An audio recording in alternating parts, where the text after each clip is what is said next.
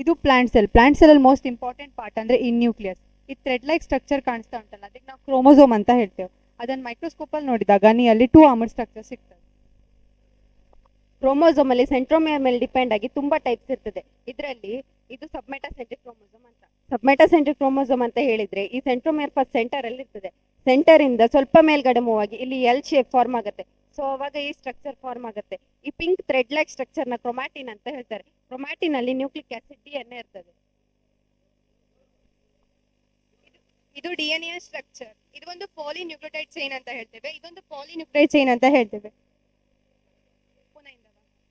ಇದು DNA structure. ಇದು ಒಂದು ಪಾಲಿನ್ಯೂಕ್ಲಿಯೋಟೈಡ್ ಚೈನ್ ಅಂತ ಹೇಳ್ತೇವೆ. ಇದೊಂದು ಪಾಲಿನ್ಯೂಕ್ಲಿಯೋಟೈಡ್ ಚೈನ್ ಅಂತ ಹೇಳ್ತೇವೆ. ಇಲ್ಲಿ ವೈಟ್ ಬಾಲ್ ಎಲ್ಲ ಶುಗರ್ ಅನ್ನ ರೆಪ್ರೆಸೆಂಟ್ ಮಾಡುತ್ತೆ. ಈ ಬ್ಲಾಕ್ ಬಾಲ್ ಎಲ್ಲ ಫಾಸ್ಫೇಟ್ ಅನ್ನು ರೆಪ್ರೆಸೆಂಟ್ ಮಾಡುತ್ತೆ. ಮಿಡಲ್ ಅಲ್ಲಿ ಇರುವುದಲ್ಲ ನೈಟ್ರೋಜನ್ ಬೇಸಿಸ್ ಅಂತ ಹೇಳ್ತೇವೆ. ಇಲ್ಲಿ 4 ಟೈಪ್ಸ್ ಆಫ್ ನೈಟ್ರೋಜನ್ ಬೇಸಿಸ್ ಇರುತ್ತೆ. ಇದು ಎಡಿನಿನ್ ಅಂತ. ಇದು ಎಡಿನಿನ್, ಇದು ಗುವಾನಿನ್, ಇದು ಸೈಟೋಸಿನ್ ಮತ್ತೆ ಇದು ಥೈಮಿನ್. ಈ ಸ್ಟ್ರಾಂಡಿನ ಗುವಾನಿನ್ ಯಾವಾಗಲೂ ಈ ಸ್ಟ್ರಾಂಡಿನ ಥೈಮಿನ್ ಸೈಟೋಸಿನ್ ಜೊತೆ ಪೇರ್ ಆಗುತ್ತೆ. ಈ ಸ್ಟ್ರಾಂಡಿನ ಎಡಿನಿನ್ ಯಾವಾಗಲೂ ಈ ಸ್ಟ್ರಾಂಡಿನ ಥೈಮಿನ್ ಜೊತೆ ಪೇರ್ ಆಗುತ್ತೆ. ಇನ್ ಕೇಸ್ ಇದ್ರ ಜೊತೆ ಪೇರ್ ಆಗೋದು ಇನ್ ಹ್ಯೂಮನ್ ಬೀನ್ಸ್ ಅಲ್ಲಿ ಇದ್ರ ಜೊತೆ ಪೇರ್ ಆಗೋದು ಬದಲು ಬೇರೆ ಎಲ್ಲ ಪೇರ್ ಆದ್ರೆ ನಮಗೆ ಡಿಸೀಸಸ್ ಬರುತ್ತೆ. ಎಕ್ಸಾಂಪಲ್ ಸಿಕಲ್ ಸೆಲ್ ಎನಿಮಿಯಾ ಮತ್ತೆ ಕ್ಯಾನ್ಸರ್. ಸಿಕಲ್ ಸೆಲ್ ಎನಿಮಿಯಾ ಅಂದ್ರೆ ನಮ್ಮ ಬ್ಲಡ್ಗೆ ಆಕ್ಸಿಜನ್ ಸಪ್ಲೈ ಆಗೋದು ಕಡಿಮೆ ಆಗುತ್ತೆ. ಇದರಿಂದ ನಮಗೆ ಸುಸ್ತಾಗ್ಲಿಕ್ಕೆಲ್ಲ ಸ್ಟಾರ್ಟ್ ಆಗುತ್ತೆ. ಇನ್ ಕೇಸ್ ಈ ಡಿಸೀಸ್ ಹೆಚ್ಚಾದ್ರೆ ಡೆತ್ ಆಗೋ ಚಾನ್ಸಸ್ ಇರುತ್ತೆ. ಈ ಡಿಸೀಸ್ ಅನ್ನು ಕ್ಯೂರ್ ಮಾಡ್ಲಿಕ್ಕೆ ಆಗುದಿಲ್ಲ. ಮತ್ತೆ ಡಿಎನ್ಎ ಅನ್ನೋದು ಸೆಲ್ ಒಳಗೆ ಹೀಗೆ ರೊಟೇಟ್ ಆಗ್ತಾ ಇರುತ್ತೆ. Human respiratory system.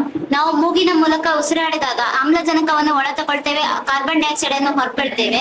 ನಾವು ಆಮ್ಲಜನಕನ ಯಾಕೆ ತಗೊಳ್ತೇವೆ ಅಂತ ಹೇಳಿದ್ರೆ ನಮ್ಮ ದೇಹದಲ್ಲಿ ಆಮ್ಲಜನಕದ ಪ್ರಮಾಣ ಕಡಿಮೆ ಇರುತ್ತೆ, ವಾತಾವರಣದಲ್ಲಿ ಹೆಚ್ಚಿರುತ್ತೆ. ಅದಕ್ಕೆ ನಾವು ಆಮ್ಲಜನಕನ ಒಳ ತಗೊಳ್ತೇವೆ. ಕಾರ್ಬನ್ ಡೈಆಕ್ಸೈಡ್ ಅನ್ನು ನಾವು ಹೊರಬಿಡ್ತೇವೆ. ಯಾಕಂತ ಹೇಳಿದ್ರೆ ನಮ್ಮ ದೇಹದಲ್ಲಿ ಕಾರ್ಬನ್ ಡೈಆಕ್ಸೈಡ್ ಹೆಚ್ಚಿರುತ್ತೆ, ವಾತಾವರಣದಲ್ಲಿ ಕಾರ್ಬನ್ ಡೈಆಕ್ಸೈಡ್ ಕಡಿಮೆ ಇರುತ್ತೆ. ಮತ್ತು ಆಮ್ಲಜನಕ ನಮ್ಮ ದೇಹದಲ್ಲಿ ಆಹಾರ ವಿಭಜನೆಗೆ ಸಹಕರಿಸುತ್ತದೆ. ಹಾಗೆ ಆಹಾರ ವಿಭಜನೆ ಆದಾಗ ಕಾರ್ಬನ್ ಡೈಆಕ್ಸೈಡ್ ಉತ್ಪತ್ತಿ ಆಗುತ್ತದೆ. ಈ ಕಾರ್ಬನ್ ಡೈಆಕ್ಸೈಡ್ ನಮ್ಮ ದೇಹದಲ್ಲಿ ಹೆಚ್ಚಾಗಿದ್ದರೆ ವಿಷ ಆಗ್ತದೆ. ಅದಕ್ಕೆ ನಾವು ಕಾರ್ಬನ್ ಡೈಆಕ್ಸೈಡ್ ಅನ್ನ ದೇಹದಿಂದ ಹೊರಬಿಡ್ತೇವೆ. ಇದು ಹ್ಯೂಮನ್ ಹಾರ್ಟ್. ಇದರಲ್ಲಿ ಬ್ಲಡ್ ಹೇಗೆ ಸರ್ಕ್ಯುಲೇಟ್ ಆಗ್ತದೆ ಅಂತ ನೋಡ್ಬೋದು. ಇದರಲ್ಲಿ ಈಗ ಡಿಆಕ್ಸಿಜನೇಟೆಡ್ ಬ್ಲಡ್ ಬೇರೆ ಬಾಡಿ ಪಾರ್ಟ್ಸ್ ಇಂದ ಹಾರ್ಟಿಗೆ ಎಂಟರ್ ಆಗಿ, ಅಂದ್ರೆ ಈಗ ವೀನಕಾವದಿಂದ ರೈಟ್ ಆರಿಕಲ್ಸ್ ಇಂದ ರೈಟ್ ವೆಂಟ್ರಿಕಲ್ಸ್ ಬಂದು ಪಲ್ಮನರಿ ಆರ್ಟರಿಯಿಂದ ಲಂಗ್ಸ್ ಹೋಗಿ ಡಿಆಕ್ಸಿಜನೇಟೆಡ್ ಬ್ಲಡ್ ಆಕ್ಸಿಜನೇಟೆಡ್ ಆಗಿ ಪುನಃ ಪಲ್ಮನರಿ ವೇಸ್ ಲೆಫ್ಟ್ ಆರಿಕಲ್ಸ್ ಇಂದ ಲೆಫ್ಟ್ ವೆಂಟ್ರಿಕಲ್ಸ್ ಬಂದು ಐವತ್ತರಿಂದ ಬೇರೆ ಬಾಡಿ ಪಾರ್ಟ್ಸ್ ಹೋಗ್ತದೆ. ಈಗ ಡಿಆಕ್ಸಿಜನೇಟೆಡ್ ಬ್ಲಡ್ ಅಂದ್ರೆ ಅದರಲ್ಲಿ ಕಾರ್ಬನ್ ಡೈಆಕ್ಸೈಡ್ ಪ್ರಮಾಣ ಜಾಸ್ತಿ ಇರುತ್ತೆ. ಡಿಆಕ್ಸಿಜನೇಟೆಡ್ ಬ್ಲಡ್ ಅಲ್ಲಿ ಆಕ್ಸಿಜನ್ ಪ್ರಮಾಣ ಜಾಸ್ತಿ. ಇದು ನರವಿಭ ಪ್ರಚೋದನೆಗೆ ತಕ್ಕ ಪ್ರತಿಕ್ರಿಯೆ ನೀಡುತ್ತದೆ. ಇದು ಮಾಂಸಖಂಡ ಸ್ಥಾಯಿ ಮೂಳೆ ನರಗಳನ್ನು ಹಿಡಿದಿಟ್ಟುಕೊಳ್ಳುತ್ತದೆ. ದೇಹಕ್ಕೆ ಆಧಾರ ಮತ್ತು ಆಕಾರ ಒದಗಿಸುತ್ತದೆ. ಶ್ವಾಸಾಂಗವಿಭ ಆಕ್ಸಿಜನ್ ಅನ್ನು ಹೀರಿಕೊಂಡು ಕಾರ್ಬನ್ ಡೈಆಕ್ಸೈಡ್ ಅನ್ನು ಹೊರಗೆ ಬಿಡುಗಡೆ ಮಾಡುತ್ತದೆ. ಜೀರ್ಣಾಂಗ ವಿಭ ಆಹಾರ ಪದಾರ್ಥಗಳನ್ನು ಜೀರ್ಣಿಸಿ ದೇಹಕ್ಕೆ ಗ್ಲೂಕೋಸ್ ಅನ್ನು ಒದಗಿಸುತ್ತದೆ. ಮೂಳೆ ಅಂಗಾಂಶ ದೇಹಕ್ಕೆ ಆಧಾರ ಮತ್ತು ಆಕಾರ ಒದಗಿಸುತ್ತದೆ. So this is our model neuron, and neuron has 2 parts, cell body and nerve fibers. In nerve fibers there are 2 parts, dendrites and axon. In human body there are 100 billion neurons. So basically when we receive message, dendrite passes message to cell body and to the axon. From axon to synaptic nerve. So synaptic nerve passes the message to dendrites of another neuron. Similar process continues till the brain receives message and brain to response in a similar mechanism. Cell division. There are 2 types. One cell divides into 2 different types of cells. There are 2 types, mitosis and meiosis. In mitosis, the daughter chromosomes formed are similar. In meiosis, the cell formed is not similar. In mitosis, there are 4 phases. In prophasis, the chromosome condenses together to form a cell, and in metaphase they come in center and spindle fibers are formed. In anaphase, the chromosome divide and move to the respective poles. In telophase, their decondensation occurs and the cytoplasm splits and forms 2 different cells. This is the model of human digestive system. The human digestive system starts from mouth and ends in anus. The food which we take enters our body with the help of mouth, which is a major site of digestion of carbohydrates. Then the food enters our body with the help of esophagus and pharynx. The stomach, it is acidic in nature, contains proteolytic enzymes which break down protein. Then the partially digested food enters our small intestine, where major digestion and absorption of water, minerals and drugs takes place. Then the undigested food, which can't be absorbed by the small intestine, reaches the large intestine, where reabsorption of water and minerals takes place. Then the waste material is temporarily stored in rectum and it is excreted out of the anus through the process called defecation. There are certain organs such as liver, gallbladder and pancreas which are considered as digestive glands. Liver, it is a vital organ which helps in the breakdown of fat by secretion of bile juice. Gallbladder stores the bile juice which is secreted by the liver. Pancreas, it is a vital hormone synthesized by pancreas. It is called insulin, which helps in the control of diabetes in human beings. This is the process of digestion in human beings. Thank you. Myself, Anusha. This is the model of human respiratory system. Human respiratory system consists of nasal cavity, trachea, cartilaginous ring, pair of lungs and bronchus tree. Human respiratory system involves two processes, namely inhalation and exhalation.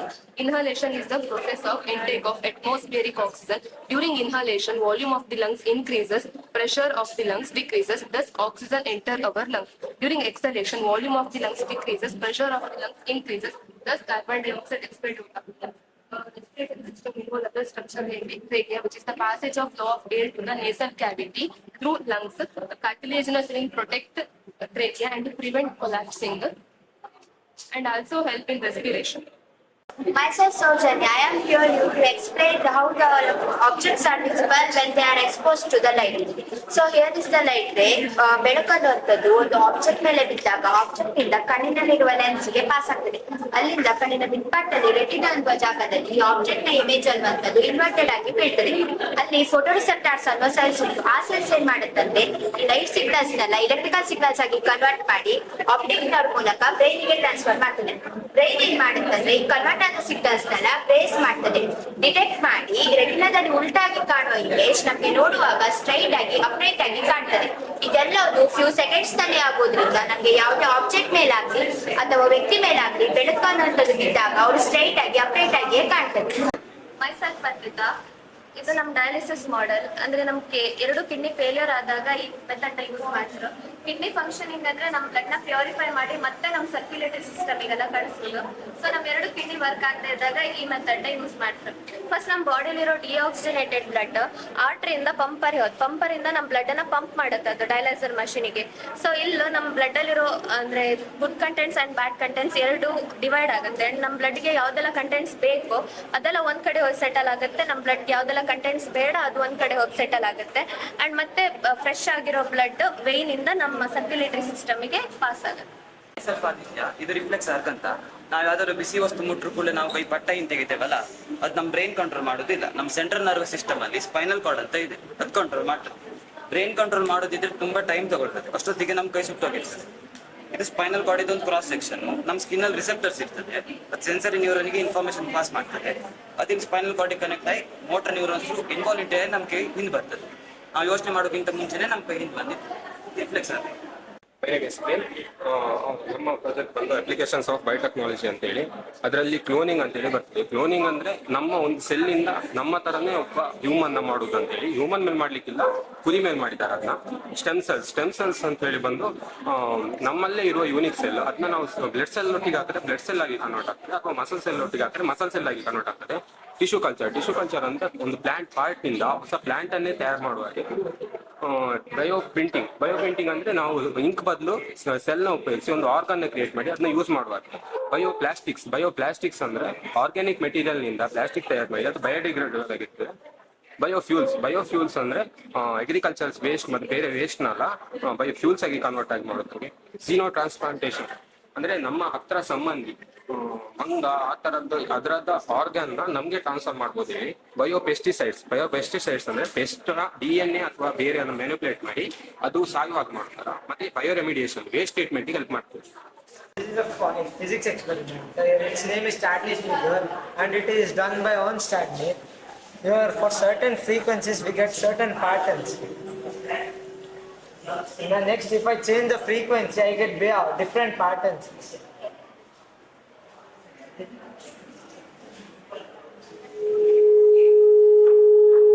The scientists want to say us that for different frequencies we get different patterns. So if I take a square plate for same frequency I get a different pattern. He wants to say this. So ಇದು hydro electricity. Dam side ಅಲ್ಲಿ normally large scale ಅಲ್ಲಿ electricity ಅನ್ನೋದನ್ನ generate ಮಾಡ್ತೀವಿ. So ಇದು small scale ಅಲ್ಲಿ ಹೇಗೆ ಎಲೆಕ್ಟ್ರಿಸಿಟಿನ generate ಮಾಡ್ಬೋದು ಅಂತ.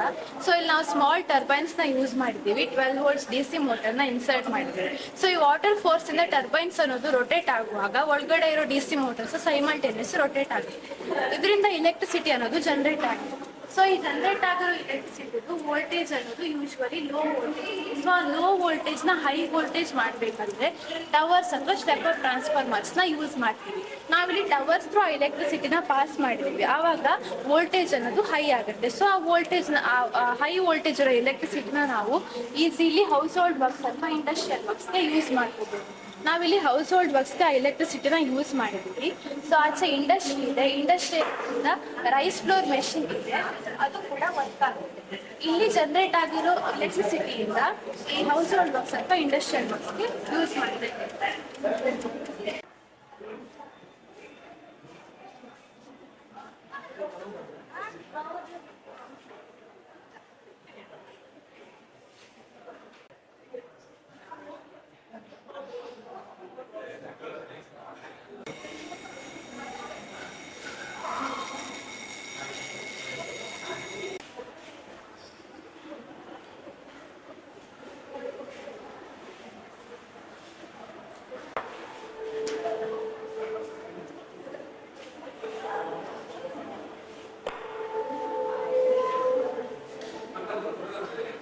ಸರ್ ನಮಸ್ತೆ ಸರ್. ಇದು 2 ಉಪಗ್ರಹಗಳ ಮಕ್ಕಳು. ಇದು ಜಿಯೋ ಸ್ಟೇಷನ್ ರಿಲೇಟೆಡ್. ಇದು ಪೋಲಾಸ್ ಕನ್ನಡದಲ್ಲಿ ಭೂಸ್ಥಿರ ಉಪಗ್ರಹ ಮತ್ತು ಧ್ರುವೀಯ ಉಪಗ್ರಹ ಅಂತ. ಭೂಸ್ಥಿರ ಉಪಗ್ರಹ ಅಂತ ಹೇಳಿ ಭೂಮಿಗೆ ಒಂದು ಸ್ಥಿರಬಿಂದುವಿನಿದ್ದು ಭೂಮಿಯಿಂದ 36,000 ಕಿಲೋಮೀಟರ್ ದೂರದಲ್ಲಿರುತ್ತೆ. ಮತ್ತು ಇದು ಭೂಮಿಗೆ ಇಡೀ ಒಂದು ಭೂಮಿ ಕಕ್ಷೆಯ ಸುತ್ತ ಇಷ್ಟೊತ್ತು ಟೈಮ್ ತಗೊಂಡು ಅಷ್ಟೇ ಹೊತ್ತು ಟೈಮ್ ತಗೊಳ್ತೀವಿ. ಅಂದ್ರೆ ಭೂಮಿಯ ಜೊತೆಯಲ್ಲಿ ಈ ಉಪಗ್ರಹ ತಿರ್ಗಬೇಕು. ಮತ್ತು ಈ ಉಪಗ್ರಹ ಕಾರ್ಯ ಅಂತಂದ್ರೆ ನಾವು ಯಾರಿಗಾದ್ರು ಕಾಲ್ ಮಾಡುದಾದ್ರೆ ಈ ಉಪಗ್ರಹ ಹೆಂಗಂತ ಹೇಳಿದ್ರೆ ಜಿಲ್ಲೆಗೊಂದು ಸ್ಟೇಷನ್, ರಾಜ್ಯಕ್ಕೊಂದು ಸ್ಟೇಷನ್ ಮತ್ತು ಇಡೀ ದೇಶಕ್ಕೊಂದು ಸ್ಟೇಷನ್ ಅಂತ ಇರುತ್ತೆ.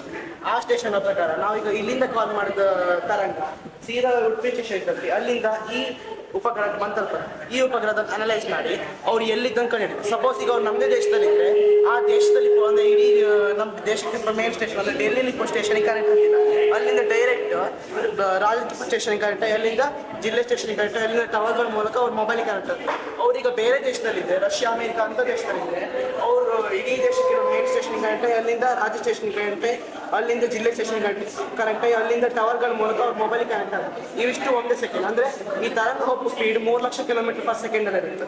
ಮತ್ತೆ ಇದ್ರ ಇನ್ನೊಂದು ಕಾರ್ಯ ಅಂತಂದ್ರೆ ಭೂಮಿಲಿ ಎಲ್ಲೆಲ್ಲ ವಾಯುಭಾರ ಕುಸಿತ ಮತ್ತೆ ಎಲ್ಲೆಲ್ಲ ಚಂಡಮಾರುತ ಬಿಸುತ್ತೋ ಅದನ್ನೆಲ್ಲ ಕಂಡಿಡೋಕೆ ಈ ಉಪಗ್ರಹ ಬಳಸ್ತದೆ. ಇದು ಧ್ರುವೀಯ ಉಪಗ್ರಹ ಅಂತ, ಪೋಲಾಸ್ ಎಲೆಮೆಂಟ್. ಇದು north pole to south pole ಅಂದ್ರೆ ಉತ್ತರ ಧ್ರುವದಿಂದ ದಕ್ಷಿಣ ಧ್ರುವಕ್ಕೆ 1 ಗಂಟೆ ತಿರುಗುತ್ತೆ. ಮತ್ತು ನಮ್ಮ ಇಡೀ ಭಾರತ ಚಿತ್ರಾದಿ ಕಾರ್ಯ ಇದಕ್ಕೆ 20 ದಿನ ಬೇಕಾಗ್ತದೆ. ಇದ್ರ ಕಾರ್ಯ ಅಂತಂದ್ರೆ ಭೂಮಿ ನಡಿ ಚಿನ್ನ, ಬೆಳ್ಳಿ, ತಾಮ್ರ ಎಲ್ಲ ಕಂಡಿಡೋಕೆ ಈ ಉಪಗ್ರಹ ಬಳಸ್ತದೆ. ಹೇಗಂತ ಹೇಳಿದ್ರೆ ಈ ಒಂದೊಂದು ವಸ್ತುಗಳು ತನ್ನದೇ ಅಂತ ರೇಡಿಯೇಷನ್ ಅಂತ ಇರುತ್ತೆ.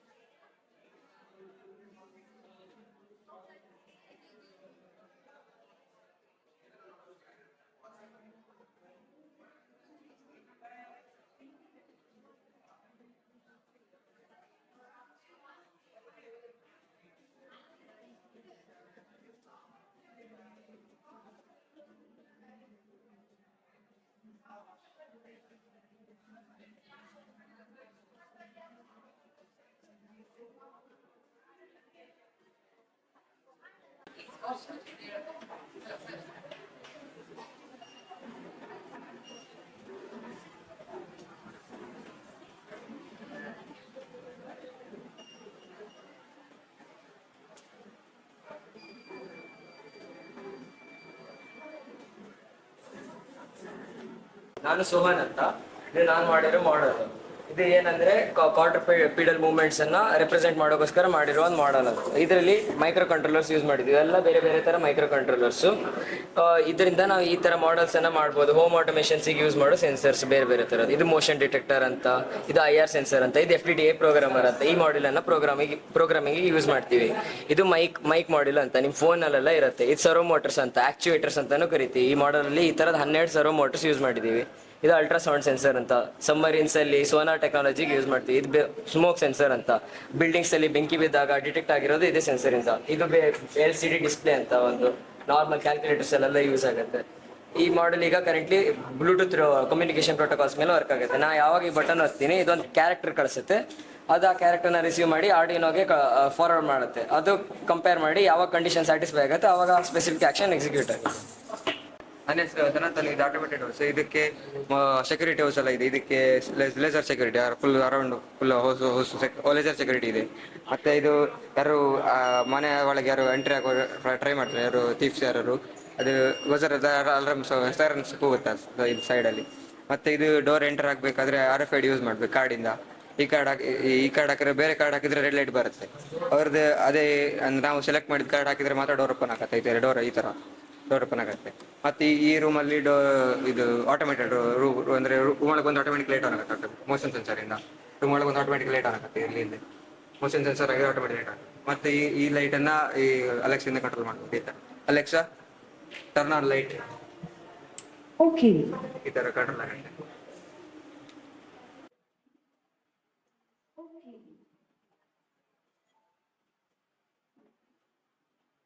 ಮೈಸೆಲ್ಫ್ ಅಂಕಿತಾ. ಇದು ಸ್ಕ್ರಾಚ್ ಅಂತ ಒಂದು ಪ್ರೋಗ್ರಾಮಿಂಗ್ ಲ್ಯಾಂಗ್ವೇಜ್. ಸೊ ಇದನ್ನ ಯೂಸ್ ಮಾಡಿಕೊಂಡು ನೀವು ಸಿಂಪಲ್ ಲಾಜಿಕ್ ಗೇಮ್ಸ್ ಆಗಲಿ, ಆನಿಮೇಷನ್ಸ್ ಆಗಲಿ, ಅಥವಾ ಡಿಜಿಟಲ್ ಸ್ಟೋರೀಸ್ ಎಲ್ಲ ಕ್ರಿಯೇಟ್ ಮಾಡ್ಕೊಳ್ಬೋದು. ಇದು ಒಂದು block based programming language. So ಇದಕ್ಕೆ ಯಾವುದೇ ಥರ ರಿಸ್ಟ್ರಿಕ್ಷನ್ಸ್ ಏನಿರೋದಿಲ್ಲ, ಮತ್ತು ತುಂಬ ಫ್ಲೆಕ್ಸಿಬಲ್ ಆದಂಥ ಒಂದು ಪ್ರೋಗ್ರಾಮಿಂಗ್ ಲ್ಯಾಂಗ್ವೇಜ್. ಇದನ್ನು ಯೂಸ್ ಮಾಡಿಕೊಂಡು ನಾವು ಟಿಕ್-ಟಾಕ್-ಟೋ ಅಂತ ಒಂದು ಸಿಂಪಲ್ ಗೇಮನ್ನು ಕ್ರಿಯೇಟ್ ಮಾಡಿದ್ವಿ. Okay, myself Nandita. ಇದೊಂದು ಟಿಕ್-ಟಾಕ್-ಟೋ ಅಂತ ಒಂದು ಗೇಮ್. ಇದಕ್ಕೆ ಯಾವ ರೀತಿಯ ಏಜ್ ಲಿಮಿಟ್ ಎಲ್ಲ ಇರುವುದಿಲ್ಲ. ಇದೊಂದು ತುಂಬಾ ಕಾಮನ್ ಆದ ಗೇಮ್. ಈ ಸಿಮಿಲರ್ ಟು XOX. ಇದರಲ್ಲಿ 2 ಪ್ಲೇಯರ್ಸ್ ಇರ್ತಾರೆ, X ಮತ್ತೆ O ಅಂತ. ಸೇಮ್ ವೇರಿಯೇಬಲ್ ಹಾರಿಜಾಂಟಲಿ, ಡಯಾಗ್ನಲಿ ಮತ್ತೆ ವರ್ಟಿಕಲಿ ಬಂದ್ರೆ ಆ ವೇರಿಯೇಬಲ್ ವಿನ್ ಆಗ್ತಾರೆ. ಮೈಸೆಲ್ಫ್ ಧನುಶ್ರೀ. ಇದು ಸ್ಪಿನ್ ವೀಲ್ ಅಂತ. ಇದು 3 ಪ್ರೋಗ್ರಾಮಿಂಗ್ ಲ್ಯಾಂಗ್ವೇಜಸ್ ಕಂಬೈನ್ ಮಾಡಿದ್ದು. ಒಂದು C ಪ್ರೋಗ್ರಾಮಿಂಗ್ ಲ್ಯಾಂಗ್ವೇಜ್, ಇನ್ನೊಂದು HTML ಮತ್ತೆ ಜಾವಾ ಸ್ಕ್ರಿಪ್ಟ್ ಅಂತ. ಈ ಸ್ಪಿನ್ ವೀಲ್ ನಾವು ಸ್ಪೇಸ್ ಬಾರ್ ಅನ್ನು 3 to 4 ಟೈಮ್ಸ್ ಕ್ಲಿಕ್ ಮಾಡಿದಾಗ ಈ ಸ್ಪಿನ್ ವೀಲ್ ರೊಟೇಟ್ ಆಗ್ತದೆ. After few times spin wheel stop ಆಗ್ತದೆ. ಆವಾಗ ಈ ಪಾಯಿಂಟರ್ ಯಾವ ನಂಬರಿಗೆ ತೋರಿಸ್ತದೆ ಆ ನಂಬರಲ್ಲಿರುವ ಗಿಫ್ಟ್ ನಿಮಗೆ ಸಿಗ್ತದೆ. ಇನ್ ಕೇಸ್ ನಿಮಗೆ ನಲ್ ಸಿಕ್ಕರೆ ಏನೂ ಸಿಗುದಿಲ್ಲ.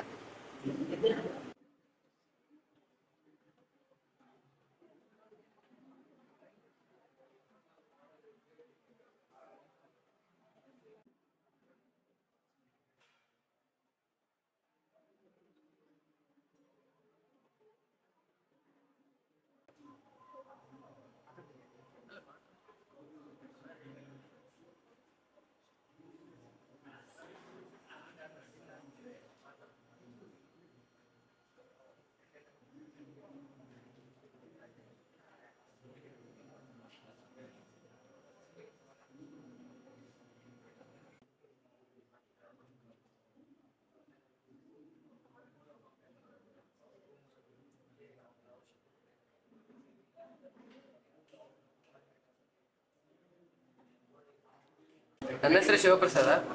ಇದೊಂದು EVM ಮಾಡೆಲ್. ಇದರಲ್ಲಿ ಕ್ಯಾಂಡಿಡೇಟ್ಸ್ ಬದಲಿಗೆ ವೋಟರ್ಸ್ ಹೆಸರು ಬದಲಿಗೆ ಊರ ಹೆಸರು ಉಂಟು ಸದ್ಯಕ್ಕೆ. ಬೇರೆ ಬೇರೆ ಊರಿಗೆ ವೋಟ್ ಹಾಕ್ಬೋದು. ವೋಟ್ ಹಾಕಿದಲ್ಲಿ ಎಂಟರ್ಡ್ ವೋಟ್ ಅದು ಬರುತ್ತೆ. ನೆಕ್ಸ್ಟ್ ವೋಟ್ ಹಾಕಿದ್ರ ಮೇಲೆ ರಿಸಲ್ಟ್ ನೋಡ್ಬೋದು, ಅದನ್ನು ಕ್ಲಿಯರ್ ಮಾಡ್ಬೋದು, ಟೋಟಲ್ ನೋಡ್ಬೋದು, ಕ್ಲೋಸ್ ಬೇಕಾದ್ರೆ ಮಾಡ್ಬೋದು. EVM ಕ್ಲೋಸ್ ಮಾಡ್ಬೋದು.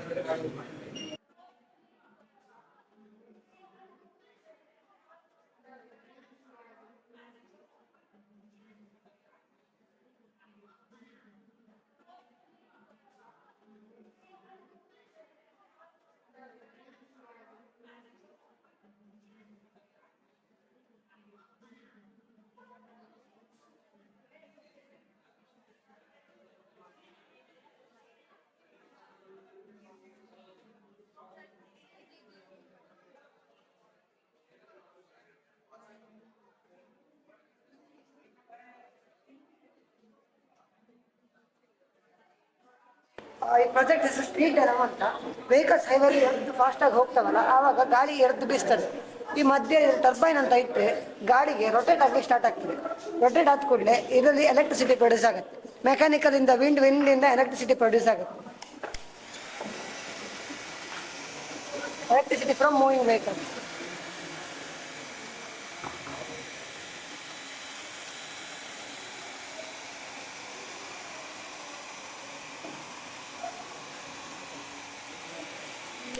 ಇದು ರುಬಿನ್ಸ್ ಟ್ಯೂಬ್ ಹೇಳಿ ಎಕ್ಸ್ಪೆರಿಮೆಂಟ್ ಹೆಸರು. ಅಲ್ಲಿ ಸಿಲಿಂಡರ್ ಕನೆಕ್ಷನ್ ಕೊಟ್ಟಿದ್ದ. ಸೊ ಅಲ್ಲಿಂದ ಗ್ಯಾಸ್ ಇಲ್ಲಿ ಇನ್ಪುಟ್ ಆಗುತ್ತೆ. ಸೊ ಅಲ್ಲಿ ಓಪನ್ ಎಂಡ್ ಇರೋದ್ರಿಂದ ಹೊರಗಡೆ ಹೋಗ್ಬೇಡ್ದಲ್ಲಿ ಬಲೂನ್ ಹಾಕ್ಬಿಟ್ಟು ರಬ್ಬರ್ ಬ್ಯಾಂಡ್ ಹಾಕಿ ಸೀಲ್ ಮಾಡಿದ್ದ. ಸೊ ಮೆಮ್ರೇನ್ ತರ ಆಕ್ಟ್ ಆಗುತ್ತೆ. ಸೊ ಗ್ಯಾಸ್ ಇಷ್ಟೇ ಜಾಗದಲ್ಲಿ ಇರೋದ್ರಿಂದ ಕಾನ್ಸ್ಟೆಂಟ್ ಪ್ರೆಷರ್ ಕ್ರಿಯೇಟ್ ಆಗಿರುತ್ತೆ, ಸ್ಟ್ಯಾಗ್ನೆಂಟ್ ಆಗಿರುತ್ತೆ ಅದು. ನಾನೀಗ ಸ್ಪೀಕರಲ್ಲಿ ಮ್ಯೂಸಿಕ್ ಇಲ್ಲ ಸಾಂಗ್ ಹಾಕಿದ ತಕ್ಷಣ ಕಾನ್ಸ್ಟೆಂಟ್ ಪ್ರೆಷರ್ ಹಿಂಗಿರೋದ್ರಿಂದ ಸೌಂಡ್ ವೇವ್ಸ್ ಬಂದ್ಬಿಟ್ಟು ಕ್ಲಾಶ್ ಆಗಿದ ತಕ್ಷಣ ಪ್ರೆಷರ್ ಶೇಕ್ ಆಗಕ್ಕೆ ಶುರು ಆಗುತ್ತೆ, ಚೇಂಜ್ ಆಗಕ್ಕೆ ಶುರು ಆಗುತ್ತೆ. ಸೊ ಫ್ಲೇಮ್ಸ್ ಈಗ ಸದ್ಯ ಕಾನ್ಸ್ಟೆಂಟ್ ಆಗಿದೆ. ಸಾಂಗ್ ಹಾಕಿದ ತಕ್ಷಣ ಒಂಥರ ಡ್ಯಾನ್ಸ್ ಆದಂಗೆ ಕಾಣಿಸುತ್ತೆ. ಹೈ ಪಿಚ್ಚಿಗೆ ಹೈ ಆಗುತ್ತೆ, ಲೋ ಪಿಚ್ಚಿಗೆ ಲೋ ಆಗುತ್ತೆ.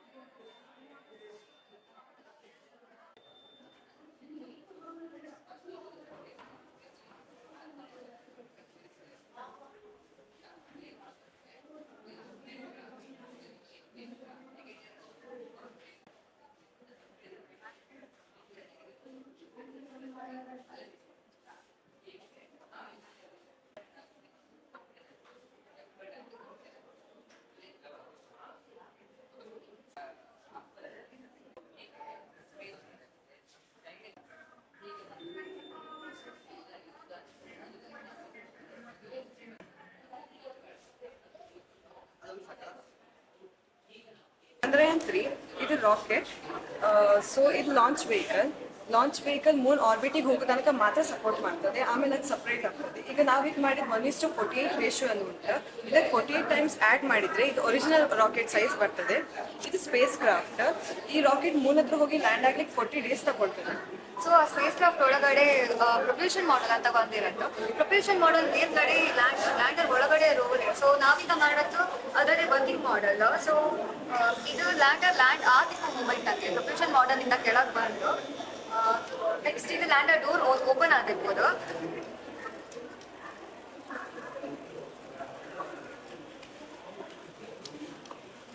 ಸೊ ನೆಕ್ಸ್ಟ್ ಇದು ರೋವರ್ ಅಂದ್ರೆ ರೋವರ್ ಸಾಫ್ಟ್ ಲ್ಯಾಂಡ್ ಆದ ನಂತರ ನೆಕ್ಸ್ಟ್ ರೋವರ್ ಡೋರ್ ಓಪನ್ ಆಗಿ ಇದ್ರ ಮೇಲೆ ಫೋನ್ಸ್ ಸರ್ಫೇಸ್ ಮೇಲೆ ಸಾಯಿಲ್ ವಾಟರ್ ಹ್ಯೂಮನ್ಸ್ ಆಯಿಲ್ ಅದ್ರ ಬಗ್ಗೆ ನಮ್ ಡಿಟೆಕ್ಷನ್ ಅಂದ್ರೆ ಡಿಟೆಕ್ಟ್ ಮಾಡಿ ನಮ್ಗೆ ಹೇಳುತ್ತೆ. ಸೊ ಅದು ಮೂನ್ ಆರ್ಬಿಟಿಂಗ್ ಹೋಗೋ ತನಕ ಮಾತ್ರ ಫುಲ್ ರಾಕೆಟ್ ಇರುತ್ತೆ. ಬಟ್ ಅಲ್ಲಿ ಮೂನ್ ಆರ್ಬಿಟಲ್ ಹೋದ ನಂತರ ಆ ಸ್ಪೇಸ್ ಅದೆಲ್ಲ ಸಪ್ರೇಟ್ ಆಗುತ್ತೆ. ಸೊ ಸ್ಪೇಸ್ ಕ್ರಾಫ್ಟ್ ಒಳಗೆ ಫುಲ್ ಇದು ವಿಕ್ರಮ್ ಲ್ಯಾಂಡರ್, ಅದರೊಳಗೆ ಪ್ರಜ್ಞಾನ್ ರೋವರ್ ಇಟ್ಟಿದೆ. ಸೊ ಈ ವಿಕ್ರಮ್ ಲ್ಯಾಂಡರ್ ಅಂಬೋದು ಅಲ್ಲಿಗೆ ಸಾಫ್ಟ್ ಲ್ಯಾಂಡ್ ಆಗ್ತದೆ. ಸೊ ಇದಕ್ಕೆ ಮೇನ್ ವರ್ಕಿಂಗ್ ಅಂತ ಹೇಳಿದ್ರೆ ಸೋಲಾರ್ ಪ್ಯಾನಲ್ ಅಂತ. ಸೊ ಇದರಲ್ಲಿ 738 ವ್ಯಾಟ್ ಅಷ್ಟು ಪವರ್ ಜನರೇಟ್ ಆಗುತ್ತೆ. ಸೊ ಇದು ಮೂನಲ್ಲಿ ಸಾಫ್ಟ್ ಲ್ಯಾಂಡ್ ಆದ ನಂತರ ಇದರ ವಿಂಗ್ಸ್ ಓಪನ್ ಆಗಿ ಅದರಿಂದ ಈ ಪ್ರಜ್ಞಾನ್ ರೋವರ್ ಹೊರಬಂದ್ರೆ ಅಲ್ಲಿ ಒಂದು ಬ್ಯಾಟ್ರಿ ಇರುತ್ತೆ. ಅದು 1 ಲೂನರ್ ಡೇ ಅಂತ ಹೇಳಿದ್ರೆ ಮೂನಿಗೆ ಕಂಪೇರ್ ಮಾಡಿದ್ರೆ 1 ಡೇ, ಮತ್ತೆ ಕಂಪೇರ್ ಮಾಡಿದ್ರೆ 40 ಡೇಸ್ ಅಷ್ಟು ದಿವಸ ಅಂತ ಮಾತ್ರ ಆಕ್ಟಿವ್ ಇರುತ್ತೆ. ನೆಕ್ಸ್ಟ್ ಅದು ಅಲ್ಲಿಂದ ಮೂನ್ ಸರ್ಫೇಸ್ ಅಲ್ಲಿ ರಿವಾಲ್ವ್ ಆಗಿ ಸ್ಟಾರ್ಟ್ ಮಾಡೋದು. ಸೊ ಅಲ್ಲಿಗ human survival, soil, water full detect ಮಾಡೋದು ಅಂತ ಹೇಳಿದ್ರೆ ಇದು ಇದೀಗ ನಾವು ಡೆಮೋ ಮಾಡಿ. ಸೊ ಈ ಸೋಲಾರ್ ಪ್ಯಾನಲ್ಸ್ ಎಲ್ಲ ಅಬೌಟ್ 738 ವ್ಯಾಟ್ ಪವರ್ ಜನರೇಟ್ ಮಾಡುತ್ತೆ. ನನ್ನ ಹೆಸರು ಕೌಶಿಕ್ ಶೆಟ್ಟಿ. ಈ ಮಷೀನ್ ಹೆಸರು ಅರೆಕನ ಡಿಎಸ್ಕಿಂಗ್ ಮಷೀನ್ ಅಂತ.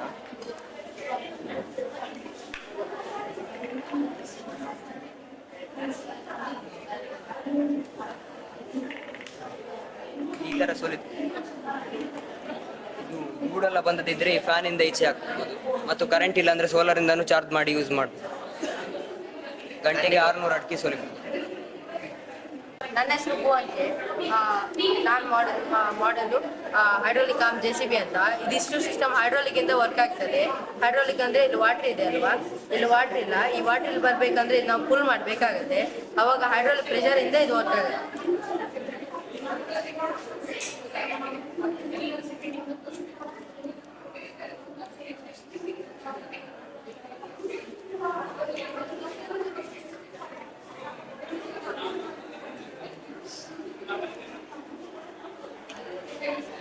ನಮ್ದು ಸಿಮ್ಯಾಟಿಕ್ ಎಕ್ಸ್ಪೆರಿಮೆಂಟ್ ಅಂತ ಏನಂತ ಅಂದ್ರೆ ನಾವ್ ಸಾಂಗ್ ಪ್ಲೇ ಮಾಡಿದಾಗ ಇಲ್ಲಿ ಅಡಿಗಡೆ ಸ್ಪೀಕರ್ ಇಟ್ಟಿದೀವಿ, ಅದು ವೈಬ್ರೇಟ್ ಆಗುತ್ತೆ. ಅದರಿಂದ ಮೇಲ್ ವೈಬ್ರೇಷನ್ ಇಂದ ಇಲ್ಲೊಂದಷ್ಟು ಪ್ಯಾಟರ್ನ್ಸ್ ಫಾರ್ಮ್ ಆಗುತ್ತೆ. ಆ ಪ್ಯಾಟರ್ನ್ಸ್ ನಾವು ಸಿಮ್ಯಾಟಿಕ್ ಪ್ಯಾಟರ್ನ್ಸ್ ಅಂತ ಕರಿತೇವೆ.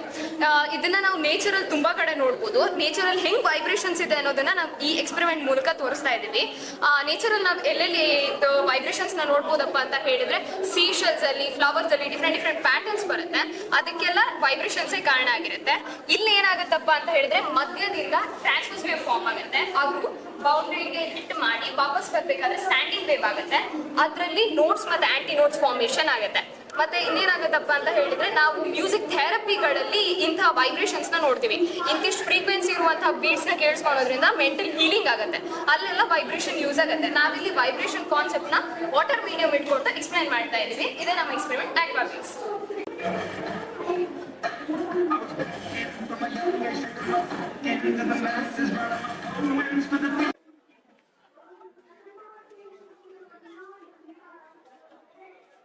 ನನ್ನ ಹೆಸರು Archana Ajay, first A class. ಇದು ಎಕ್ಸ್ಪೆರಿಮೆಂಟ್ ಹೆಸರು ಡ್ಯಾನ್ಸಿಂಗ್ ಡಸ್ಟ್ ಅಂತೇಳಿ. ಇದು ಟ್ಯೂಬ್ಲೈಟ್ ಇರುತ್ತಲ್ಲ ಅದೇ, ಅದ್ರೊಳಗಿರೋ ಇನ್ಫ್ಲೋರೆಸೆಂಟ್ ಎಲ್ಲ ತೆಗೆದು ಮರದ ಹೊಡಿ ಇರುತ್ತಲ್ಲ ಅದು ಹಾಕಿತ್ತು. ಸೊ ಈಗ ಇಲ್ಲಿ ಸೌಂಡ್ ಕನೆಕ್ಟ್ ಮಾಡಿತ್ತು. ಸಾಂಗ್ ಹಾಕಿದ ಕೂಡಲೇ ಡ್ಯಾನ್ಸ್ ಮಾಡೋಕೆ ಶುರು ಮಾಡಿತ್ತು. ಸೊ ಅದು ಇಲ್ಲಿಂದ ಸೌಂಡ್ ವೇವ್ಸು ಇಲ್ಲಿಗೆ ಬಂದು ಕ್ಲೋಸ್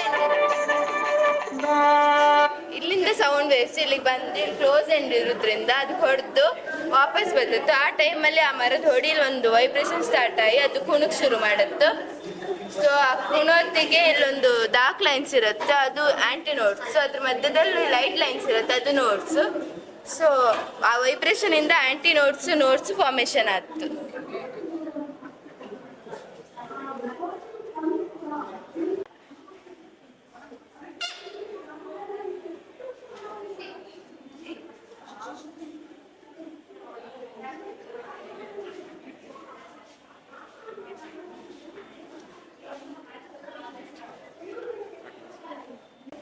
ಪಾಸ್ಕಲ್ ಲಾ ಯೂಸ್ ಮಾಡಿ ನಾವು ಲ್ಯಾಬರಿಂತ್ ಅಂತ ಗೇಮಿಂಗ್ ಮಾಡೆಲ್ ಮಾಡಿತ್ತು.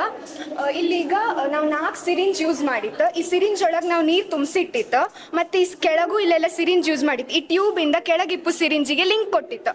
ಇಲ್ಲಿಗ ಪುಷ್ ಮಾಡ್ರು ಕೂಡ ಆ ಫ್ಲೂಯಿಡ್ ಪ್ರೆಷರಿಂದ ಅಲ್ಲಿಪ್ಪು ಸಿರಿಂಜ್ ಲಿಫ್ಟ್ ಆಗಿ ಮಾರ್ಬಲ್ ಮೂವ್ ಆಯ್ತು. ಇದನ್ನ ಗ್ಯಾರೇಜ್ ಅಲ್ಲಿ ಹೆವಿ ವೆಹಿಕಲ್ ಲಿಫ್ಟ್ ಮಾಡುವಾಗ ಇದನ್ನ ಯೂಸ್ ಮಾಡ್ತೀವಿ. ಸ್ವಲ್ಪ ಪ್ರೆಷರ್ ಅಪ್ಲೈ ಮಾಡಿದಾಗ ಇದು ಹೆವಿ ವೆಹಿಕಲ್ಸ್ ಅನ್ನ ಲಿಫ್ಟ್ ಮಾಡ್ತಾರೆ. ಅದೇ ಕಾನ್ಸೆಪ್ಟ್ ಯೂಸ್ ಮಾಡ್ಕೊಂಡು ನಾವು ಒಂಥರ ಗೇಮಿಂಗ್ ಮಾಡೆಲ್ ತರ ಮಾಡಿದ್ವಿ. ಸರ್ ಇದು ಸ್ಲೋಪ್ ಸರ್. ಈ ಸೈಡ್ ಹೈಟ್ ಇದೆ, ಈ ಸೈಡ್ ಡೌನ್ ಇದೆ. ಸ್ಲೋಪ್ ಇಳಿಜ ಪೆನ್ ಏನಾದರೂ ಬಿಟ್ಟರೆ ಹೈರ್ ಸೈಡ್ ಇಟ್ಟರೆ higher side to lower side move ಆಗುತ್ತೆ ಸರ್ ಇದು. ಆದರೆ ಇದು ಆಂಟಿ ಗ್ರಾವಿಟೇಷನಲ್ ವೀಲ್ ಅಂತ sir. Lower side to higher side move ಆಗುತ್ತೆ. ಯಾಕೆಂದ್ರೆ ಇದು ಸೆಂಟರ್ ಆಫ್ ಮಾಸ್ ಅನ್ನೋದು ಈ ಪಾಯಿಂಟ್ ಆಗ್ತಿರುತ್ತೆ ಸರ್. ಈ ಪಾಯಿಂಟ್ ಇದ್ರ ಮಾಸ್ ಹೈಟ್ ಅಲ್ಲಿ ಇದೆ. ಮಾಸ್ ಯಾವತ್ತೂ ಹೈಟ್ ಇಂದ ಡೌನ್ ಮೂವ್ ಆಗಿ ಲಾಸ್ಟಿಗೆ ಹೈಯರ್ ಸೈಡ್ ಅಲ್ಲಿ ಇದು ಗ್ರೌಂಡೆಡ್ ಆಗಿದೆ ಸರ್ ಇದ್ರ ಮಾಸ್.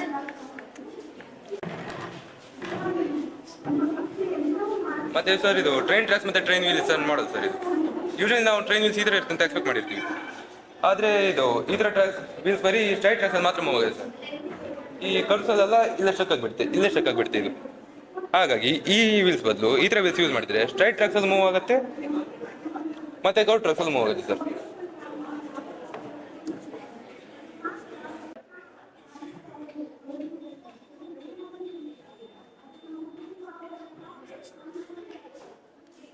ನನ್ನ ಹೆಸರು ಪುನೀತಾ, ವಿವೇಕ ಬಾಯ್ಸ್ ಹೈಸ್ಕೂಲಲ್ಲಿ ಓದ್ತಿದ್ದೇನೆ. ನಾನು ಮಾಡಿರೋದು ಮಾಡಲ್ ಸ್ಮಾರ್ಟ್ ಸಿಟಿ. ಈಗ ಪ್ರತಿಯೊಬ್ಬರ ಮನೆಗೆ ಬಳಸ್ತಿರೋದು ಫ್ರಿಜ್ CFC ಸಹಿತ. ಆ CFC ಇಂದ ಓಝೋನ್ ಪದರ ನಾಶ ಆಗ್ತಿದೆ. ಅದಕ್ಕೆ CFC ರಹಿತವಾದ ಫ್ರಿಜ್ ಅನ್ನು ಬಳಸಿ ನಾವು ಓಝೋನ್ ಪದರನ ಕಾಪಾಡ್ಬೋದು. ಇದು ಸೆಮಿ ಕಂಡಕ್ಟರ್ ಇಂದ ರನ್ ಆಗುತ್ತೆ. ಥರ್ಮೋ ಎಲೆಕ್ಟ್ರಿಕ್ ಪವರ್ ಎಫೆಕ್ಟ್ ಇಂದ ಕೋಲ್ಡ್ ಆಗ್ತಿದೆ. ಇಲ್ಲಿ ಮುಟ್ಟಿ ಕಾಣಿ ಕೋಲ್ಡ್ ಆಯ್ತು. ಇದರಿಂದ ಪರಿಸರ ಮಾಲಿನ್ಯ ಆಗ್ತಿಲ್ಲ. ಈ ರೀತಿ ಮಾಡೋದ್ರಿಂದ ನಾವು ನಮ್ಮ ಪರಿಸರನ ಉಳಿಸ್ಬೋದು. ಆಮೇಲೆ ಇದು ಸ್ಮಾರ್ಟ್ ಸಿಟಿ. ಈಗ ಎಲೆಕ್ಟ್ರಿಕ್ ಗಾಡಿ ಎಲ್ಲ ಬಂದಿತ್ತು. ಅದ್ರಂಗೆ ಒಂದು ಪ್ರಾಬ್ಲಮ್ ಎಂತಂದ್ರೆ ಅದ್ರ ಬ್ಯಾಟ್ರಿ ಚಾರ್ಜ್ ಎಲ್ಲ ಖಾಲಿ ಆಗ್ತಿತ್ತು. ಅದಕ್ಕೆ ಅದನ್ನ ಬ್ಯಾಟ್ರಿ ಚಾರ್ಜ್ ಸಮಸ್ಯೆಯನ್ನು ತಪ್ಪಿಸೋಕ್ಕೋಸ್ಕರ ಎಲೆಕ್ಟ್ರೋಮ್ಯಾಗ್ನೆಟಿಕ್ ಪವರ್ ಇಂದ ಗಾಡಿ 20 ನಿತ್ತಲ್ಲ ಅದ್ರ ಬ್ಯಾಟ್ರಿ ಚಾರ್ಜ್ ಆಯ್ತು. ನಾನಿಲ್ಲ ಲೈಟ್ ಆನ್ ಮಾಡಿ ತೋರಿಸ್ದೆ. ಈಗ ಇಲ್ಲಿ ಎಲೆಕ್ಟ್ರೋಮ್ಯಾಗ್ನೆಟಿಕ್ ಪವರ್ ಇತ್ತು, ಇದು ನಮ್ಮ ಕಣ್ಣಿಗೆ ತೋರೋದಿಲ್ಲ. ಈಗ ಈ ಕಾರಲ್ಲಿ ತಾಮ್ರದ ಸುರುಳಿ ಇದೆ, ಇದರಿಂದ ಇಲ್ಲಿ ಇಟ್ಟರು ಕೂಡ ಈ ಲೈಟ್ ಆನ್ ಆಯ್ತು. ಇದರಿಂದ ನಾವು ಎಲೆಕ್ಟ್ರಿಕ್ ಗಾಡಿನ ಚಾರ್ಜ್ ಮಾಡ್ಕೊಂತಿಲ್ಲ. ಎಲೆಕ್ಟ್ರಿಕ್ ಗಾಡಿ ರಸ್ತೆಗೆ 20 ಚಾರ್ಜ್ ಆಯ್ತು. ಇದರಿಂದ ನಮ್ಗೆ ಬ್ಯಾಟ್ರಿ ಚಾರ್ಜ್ ಅಷ್ಟು ಟೈಮ್ ಉಳಿತಾಯ ಆಯ್ತು, ಮತ್ತೆ ನಮ್ಗೆ ಬ್ಯಾಟ್ರಿ ಖಾಲಿ ಹಾಕೋ ಸಮಸ್ಯೆ ತಪ್ಪತ್ತು. ಈ ರೀತಿ ಮಾಡೋದ್ರಿಂದ ನಾವೊಂದು ಸ್ಮಾರ್ಟ್ ಸಿಟಿಯನ್ನಾಗಿ ನಾವು ಮಾಡ್ಬೋದು. Thank you.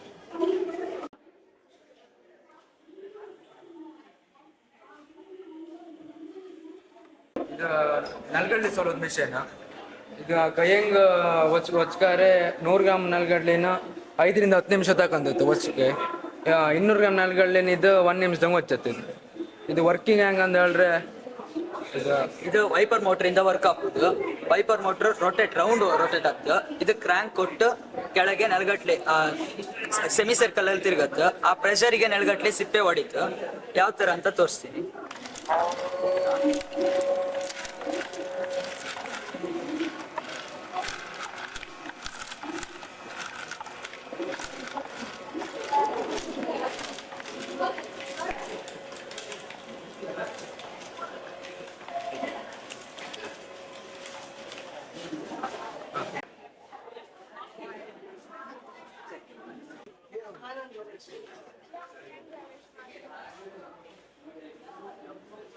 ಗಣೇಶ್ ಮತ್ತು ಅಭಿಷೇಕ ಇದು ಸರಣಿ ಜೋಡಣೆಗೆ 1 ಬಲ್ಬ್ ತೆಗೆದ್ರೆ ಮತ್ತೆ ಯಾವುದು ಆನ್ ಆಗ್ತಿಲ್ಲ.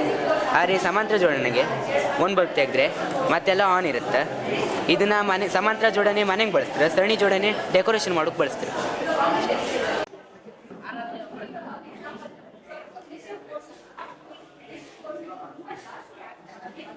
ಇದರ ಹೆಸರು ಸ್ನೇಕ್ ವೇವ್ಸ್ ಅಂತ. ಇಲ್ಲಿ 15 ಪೆಂಡುಲಮ್ಸ್ಗಳಿವೆ. ಈ ದಾರದ ಅಳತೆ 1 ಸೆಂಟಿಮೀಟರ್ ಜಾಸ್ತಿ ಮಾಡಿ ನಾವು ಇಲ್ಲಿ ಮೇಲೆ ಕಟ್ಟಿದ್ದೇವೆ. ಇದನ್ನು ಒಟ್ಟಿಗೆ ದೂಡಿದ್ರೆ ಸ್ನೇಕ್ ಪ್ಯಾಟರ್ನ್ ತರ ಕಾಣಿಸುತ್ತೆ. ಫಸ್ಟ್ ಸಿಂಗಲ್ ಸ್ನೇಕ್ ಪ್ಯಾಟರ್ನ್, ಆಮೇಲೆ ಡಬಲ್ ಆಗಿ ಆಲ್ಟರ್ನೇಟ್ ಸ್ವಿಂಗ್ ಬಂದು ಸ್ಟ್ರೈಟ್ ಆಗುತ್ತೆ. ರೀಸನ್ ಅಂದ್ರೆ ಲೆಂತ್ ಉದ್ದ ಇದ್ದಾಗ ಸ್ಲೋಲಿ ಮೂವ್ ಆಗ್ತದೆ, ಲೆಂತ್ ಕಮ್ಮಿ ಇದ್ದಲ್ಲಿ ಫಾಸ್ಟ್. ಟೈಮ್ ಪೀರಿಯಡ್ ಫಾರ್ಮುಲಾದಿಂದ ಎಕ್ಸ್ಪ್ಲೇನ್ ಮಾಡಿ.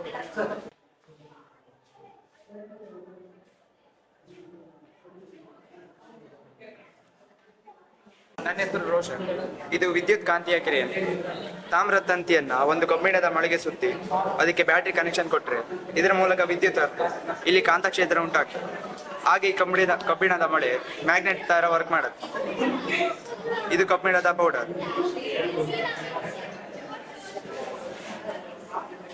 ಈ ತರ ಕಬ್ಬಿಣದ ವಸ್ತುಗಳನ್ನ ಅಟ್ರಾಕ್ಟ್ ಮಾಡ್ತದೆ.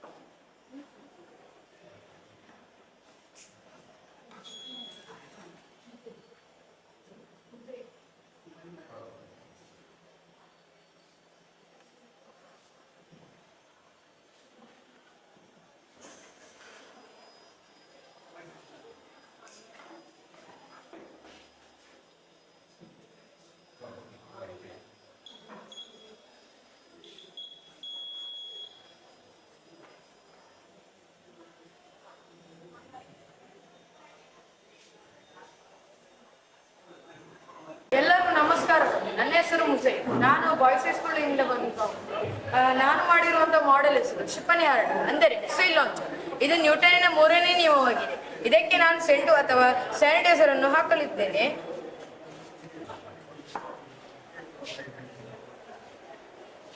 ನಾನು ಇದಕ್ಕೆ ಟಾರ್ಗೆಟ್ ಅನ್ನು ಲಾಕ್ ಮಾಡಿ ಹಾರಿಸುತ್ತೇನೆ. ಯಾಕೆಂದರೆ ಇದು ಹಾರಿದ್ದು ಇದರಲ್ಲಿ ಇರುವಂತಹ ಅನಿಲಗಳು ಅಥವಾ ಗ್ಯಾಸ್ ಮೂಲಕ ಇಲ್ಲಿ ಸ್ಪಾರ್ಕ್ ಎನ್ನುವುದು ಉಂಟಾಗುತ್ತದೆ. ಆ ಕಾರಣದಿಂದ ಇಲ್ಲಿ ಬೆಂಕಿ ಉತ್ಪತ್ತಿಯಾಗುತ್ತದೆ. ಹಾಗೆ ಅಲ್ಲಿ ಒತ್ತಡ ಎನ್ನುವುದು ಜಾಸ್ತಿ ಆಗಿರುತ್ತದೆ. ಆ ಒತ್ತಡದಿಂದ ಇದು ಹಾರಲ್ಪಡುತ್ತದೆ. ಥ್ಯಾಂಕ್ಸ್.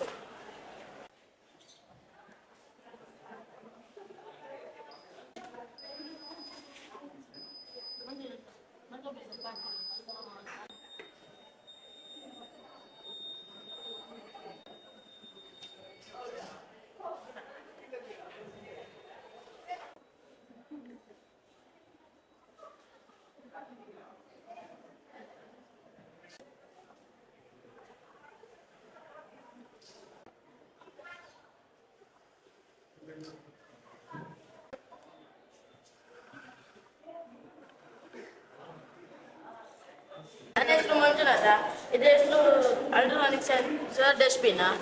ಇದು ಹ್ಯಾಂಗ್ ವರ್ಕ್ ಆಗ್ತಂದ್ರೆ ಅಲ್ಟ್ರಾಸಾನಿಕ್ ಸೆನ್ಸರ್ ಇತ್ತು, ಒಂದು ಟ್ರಾನ್ಸ್ಫರ್ ಒಂದು ರಿಸೀವರ್. ಒಂದು ವಸ್ತು ಅಡ್ಡ ಬಂದ್ರೆ ಅಲ್ಟ್ರಾಸಾನಿಕ್ ಸೌಂಡ್ ಹೋಗಿ ಒಂದು ವಸ್ತು ಹೊಡೆದು ರಿಸೀವರ್ ಇತ್ತಂಗೆ ಇಲ್ಲ ಆರ್ಡಿನೋ ಬೋರ್ಡ್ ಇತ್ತು, ಆರ್ಡಿನೋ ಬೋರ್ಡಿಗೆ ಸಂದೇಶ ನೀಡುತ್ತೆ.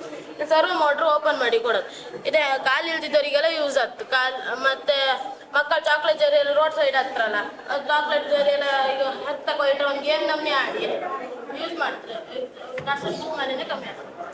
ಇದ್ರ ಹೆಸರು ಸ್ಮಾರ್ಟ್ ಗ್ಲಾಸ್. ಕಣ್ಣು ತೋರಿಸ್ತಾರಿಗೆ ಮತ್ತೆ ಮನೆ ತಿರುಗುತ್ತಿಗಲ್ಲ, ಮನೆ ತಿರುಗುತ್ತಿಗೆ ಗಾಡಿ ಅಥವಾ ಮನ್ಸ್ಟರ್ ರೋಡ್ ಬಂದ್ರೆ ಬಜಾರ್ ಆತ.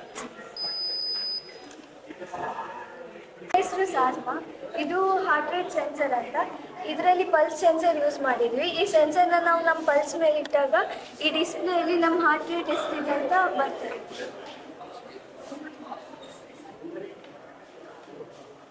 ಈಗ 84 ಇದೆ. ನಾರ್ಮಲ್ ರೇಂಜ್ 60 to 100 ಇರ್ತದೆ ನಾರ್ಮಲ್ ಪರ್ಸನ್. Thank you. ನನ್ನ ಹೆಸರು ಕವನ್ ಅಂತ. ಇದು ಮೂವೇಬಲ್ ರೋಬೋಟಿಕ್ ಆರ್ಮ್ ಅಂತ. ಇದು ಮೇನ್ ಯೂಸ್ ಫ್ಯಾಕ್ಟ್ರಿ ಮತ್ತು ಇಂಡಸ್ಟ್ರಿಯಲ್ ಏರಿಯಾದಲ್ಲಿ ಹೆವಿ ಮೆಷಿನರಿ, ಹೆವಿ ಐಟಮ್ಸ್ ಎಲ್ಲ ಲಿಫ್ಟ್ ಮಾಡಿ ಟ್ರಾನ್ಸ್ಪೋರ್ಟ್ ಮಾಡೋಕ್ಕೆ ಅದಕ್ಕೆಲ್ಲ ಈಸಿ ಆಗುತ್ತೆ. ಇದೇ ಮೂವೇಬಲ್ ಆರ್ಮ್. ಇದು ಫುಲ್ ಕಂಟ್ರೋಲ್ ನಾವು ಲ್ಯಾಪ್ಟಾಪ್ ಅಥವಾ ಮೊಬೈಲಿಂದನೇ ಮಾಡೋದು. ಇದು ಇವಾಗ ಹೆವಿ ಐಟಮ್ ಇಲ್ಲಿರೋದನ್ನ ಶಿಫ್ಟ್ ಮಾಡಿ ಈ ಕಡೆ ಇಡೋಕ್ಕೆ ಅಥವಾ ಇಲ್ಲಿಟ್ಟು ಬೇರೆ ಕಡೆ ಟ್ರಾನ್ಸ್ಪೋರ್ಟ್ ಮಾಡೋಕ್ಕೆಲ್ಲ ಯೂಸ್ ಆಗುತ್ತೆ. ಇದು ಫುಲ್ ಬಾಡಿ ಮೂವೇಬಲ್ ಇದೆ. ಇದು ಫುಲ್ಲು 360 ಡಿಗ್ರಿ ಟರ್ನ್ ಆಗುತ್ತೆ. ಮತ್ತು ಈಗ 100 ಮೀಟ್ರಿಂದ ಕಂಟ್ರೋಲ್ ಮಾಡೋದು ನಾವು. ಇನ್ನು ಇಂಪ್ರೂವೈಸ್ ಮಾಡಿದ್ರೆ 1 ಕಿಲೋಮೀಟ್ರ್ವರೆಗೆ ನಮಗೆ ರೇಂಜ್ ಸಿಗುತ್ತೆ.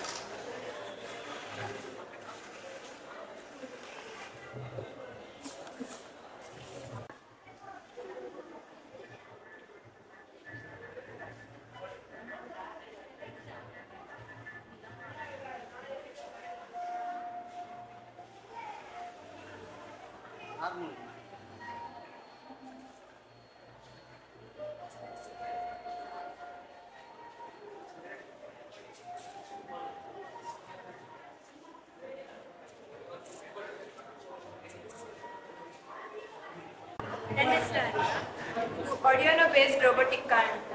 ಇದನ್ನ ಆನ್ ಮಾಡಿದ್ರೆ ಇಲ್ಲಿಂದ ಅಲ್ಟ್ರಾಸಾನಿಕ್ ರೇಸ್ ಬರುತ್ತೆ. ಆಬ್ಸ್ಟಿಕಲ್ ಅವಾಯ್ಡಿಂಗ್ ಯಾವ್ದಾದ್ರು ವಸ್ತು ಇಟ್ಟರೆ ಆ ರೇಸ್ ರಿಫ್ಲೆಕ್ಟ್ ಆಗಿ ಈ ವೈರಿಂದ ಮೆಸೇಜನ್ನು ಈ ಬೋರ್ಡಿಗೆ ಕಳಿಸುತ್ತೆ. ಈ ಬೋರ್ಡ್ ಎಸ್ ಅಥವಾ ನೋ ಅಂತ ಕಮಾಂಡ್ ಮಾಡುತ್ತೆ. ಅಷ್ಟೊತ್ತಿಗೆ ಇದು ಸೆನ್ಸರ್ ಆಚೆ ಈಚೆ ತಿರುಗಿ ಯಾವ ಬದಿ ವಸ್ತು ಇಲ್ಲ ಆ ಬದಿ ಮೂವ್ ಆಗುತ್ತೆ.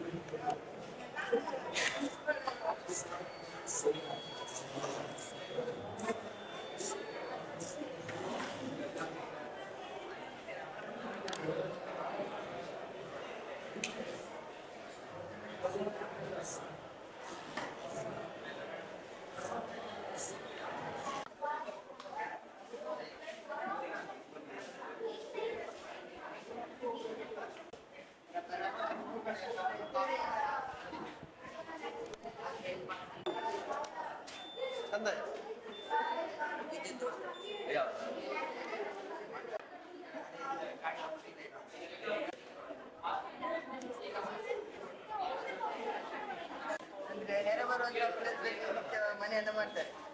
ರಿಯಲ್ ಆಗಿ ಫೈಬರ್ ನಿಂದ ಮಾಡಿರ್ತಾರೆ ಮನೆ ತೇಲ್ತಾ ಇದೆ. ಕಾಯಿಲ್ ಅಂತ ಇದನ್ನ ಇನ್ವೆಂಟ್ ಮಾಡಿರೋದು ನಿಕೋಲಾ ಟೆಸ್ಲಾ. ಅವ್ನ ಮೇನ್ ಇಂಟೆನ್ಷನ್ ಎಂತ ಅಂದ್ರೆ ಹೈ ವೋಲ್ಟೇಜ್, ಹೈ ಫ್ರೀಕ್ವೆನ್ಸಿ ಮತ್ತೆ ಲೋ ಕರೆಂಟ್ನ ಪ್ರೊಡ್ಯೂಸ್ ಮಾಡುವಂಥದ್ದು. ಸೊ ಈ ಟೆಸ್ಲಾ ಕಾಯಿಲ್ ಎಂತ ಇದೆ, ಪ್ರೈಮರಿ ಕಾಯಿಲ್ ನಾವೆಂತ ಇದ್ರ ಸುತ್ತಲ ವೈಂಡ್ ಮಾಡಿ ಪ್ರೈಮರಿ ಕಾಯಿಲ್ ಸೆಕೆಂಡ್ರಿ ಕಾಯಿಲ್ಗೆ ಎಲೆಕ್ಟ್ರಿಸಿಟಿ ಪಾಸ್ ಮಾಡುತ್ತೆ. ಹಂಗೆ ಇಲ್ಲೊಂದು ಎಲೆಕ್ಟ್ರೋಮ್ಯಾಗ್ನೆಟಿಕ್ ಫೀಲ್ಡ್ ಎನ್ನುವಂಥದ್ದು ಕ್ರಿಯೇಟ್ ಆಗುವಂಥದ್ದು. ಹಂಗೆ ಬಲ್ಬ್ ಹಿಂಗಿಟ್ಟುಕೊಳ್ಳೆ ಈ ರೀತಿ ಎಲೆಕ್ಟ್ರಾನ್ಸ್ ಇಲ್ಲಿಂದ ಇಲ್ಲಿಗೆ ಪಾಸ್ ಆಗಿ ಬಲ್ಬ್ ಎನ್ನುವಂಥದ್ದು ಗ್ಲೋ ಆಗುವ. ಇದನ್ನ ನವಡೇಸ್ ನಾವು ಜಾಸ್ತಿ ನೋಡೋಕ್ಕಾಗ್ತಿಲ್ಲ because Tesla coil is very expensive. ಯಾಕಂದರೆ ಈಗ ಇದಕ್ಕೆ ಯೂಸ್ ಮಾಡುವಂಥ ಕಾಪರ್ ವೈರ್ಸ್ ಎಲ್ಲ ನಾವು ವೆರಿ ಎಕ್ಸ್ಪೆನ್ಸಿವ್ ಆಗಿರುತ್ತೆ. ಹಾಗಾಗಿ ಇದನ್ನ ರೇಡಿಯೋಸ್ಗೆಲ್ಲ ಯೂಸ್ ಮಾಡ್ತಾರೆ, ರೇಡಿಯೋ ಟ್ರಾನ್ಸ್ಮಿಷನ್ಗೆ, ಟೆಲಿವಿಷನ್ ಟ್ರಾನ್ಸ್ಮಿಷನ್ಗೆಲ್ಲ ಯೂಸ್ ಮಾಡ್ತಾರೆ. ನನ್ನ ಹೆಸರು ರಚನಾ. ನನ್ನ ಹೆಸರು ಹುಸೇನ್. ನನ್ನ ಹೆಸರು ಸಹನಾ. ನನ್ನ ಹೆಸರು ಸಾನಿಕಾ. ನನ್ನ ಹೆಸರು ವೈಷ್ಣವಿ. ಇದರ ಹೆಸರು ಸ್ಥಾಯಿಕಲ ಅಂತ ಹೇಳ್ತೇವೆ. ನಾವು ಸ್ಟ್ರಾನ ಡ್ರೆಸ್ಸಿಗೆ ರಬ್ ಮಾಡಿದಾಗ ಸ್ಟ್ರಾ ಅಲ್ಲಿ ಎಲೆಕ್ಟ್ರಾನ್ಸ್ ಅಂತ ಕಣ ಉತ್ಪತ್ತಿ ಆಗುತ್ತೆ. ಪೆನ್ಸಿಲಲ್ಲಿ ಆಲ್ರೆಡಿ ಎಲೆಕ್ಟ್ರಾನ್ಸ್ ಅಂತ ಇರುತ್ತೆ. ನಾವು ಸ್ಟ್ರಾನ ಪೆನ್ಸಿಲ್ ಹತ್ರ ತಂದಾಗ ಸ್ಟ್ರಾದು ಮತ್ತು ಪೆನ್ಸಿಲಲ್ಲಿರೋ ಎಲೆಕ್ಟ್ರಾನ್ಸ್ ಅಟ್ರಾಕ್ಷನ್ ಆಗಿ ಪೆನ್ಸಿಲ್ ಮೂವ್ ಆಗುತ್ತೆ. ಇದನ್ನು ಸ್ಥಾಯಿ ವಿದ್ಯುತ್ ಬಲ ಅಂತ ಹೇಳ್ತೇವೆ. ಇದನ್ನು ಆಂದೋಲನ, ಲಾಸ್ ಆಫ್ ಪೆಂಡಲಮ್ ಅಂತ ಹೇಳ್ತೇವೆ. ಇದು ಹೈಟ್ ಮೇಲೆ ಡಿಪೆಂಡ್ ಆಗಿರುತ್ತೆ. ನಾವು ಎಷ್ಟು ಆಂದೋಲನ ಅಂತ ಚೆಕ್ ಮಾಡಬೇಕಾದ್ರೆ ನಾವು ಟೈಮ್ ನೋಡಬೇಕಾಗುತ್ತೆ. ಇದನ್ನು ಪೆಂಡಲಮ್ ಜೋಡಿ ಲೋಲಕ ಅಂತ ಹೇಳ್ತೇವೆ. ಇದನ್ನು ಇಲ್ಲಿ ಹೀಗೆ ಮಾಡಿದಾಗ ಇಲ್ಲಿಂದ ಈ ಮೇಡಿಯೇಟರಿಂದ ಇಲ್ಲಿಗೆ ಶಕ್ತಿ ವರ್ಗಾವಣೆ ಆಗುತ್ತೆ. ಇದನ್ನು ಪೆಂಡಲಮ್ ಅಂತ ಹೇಳ್ತೇವೆ.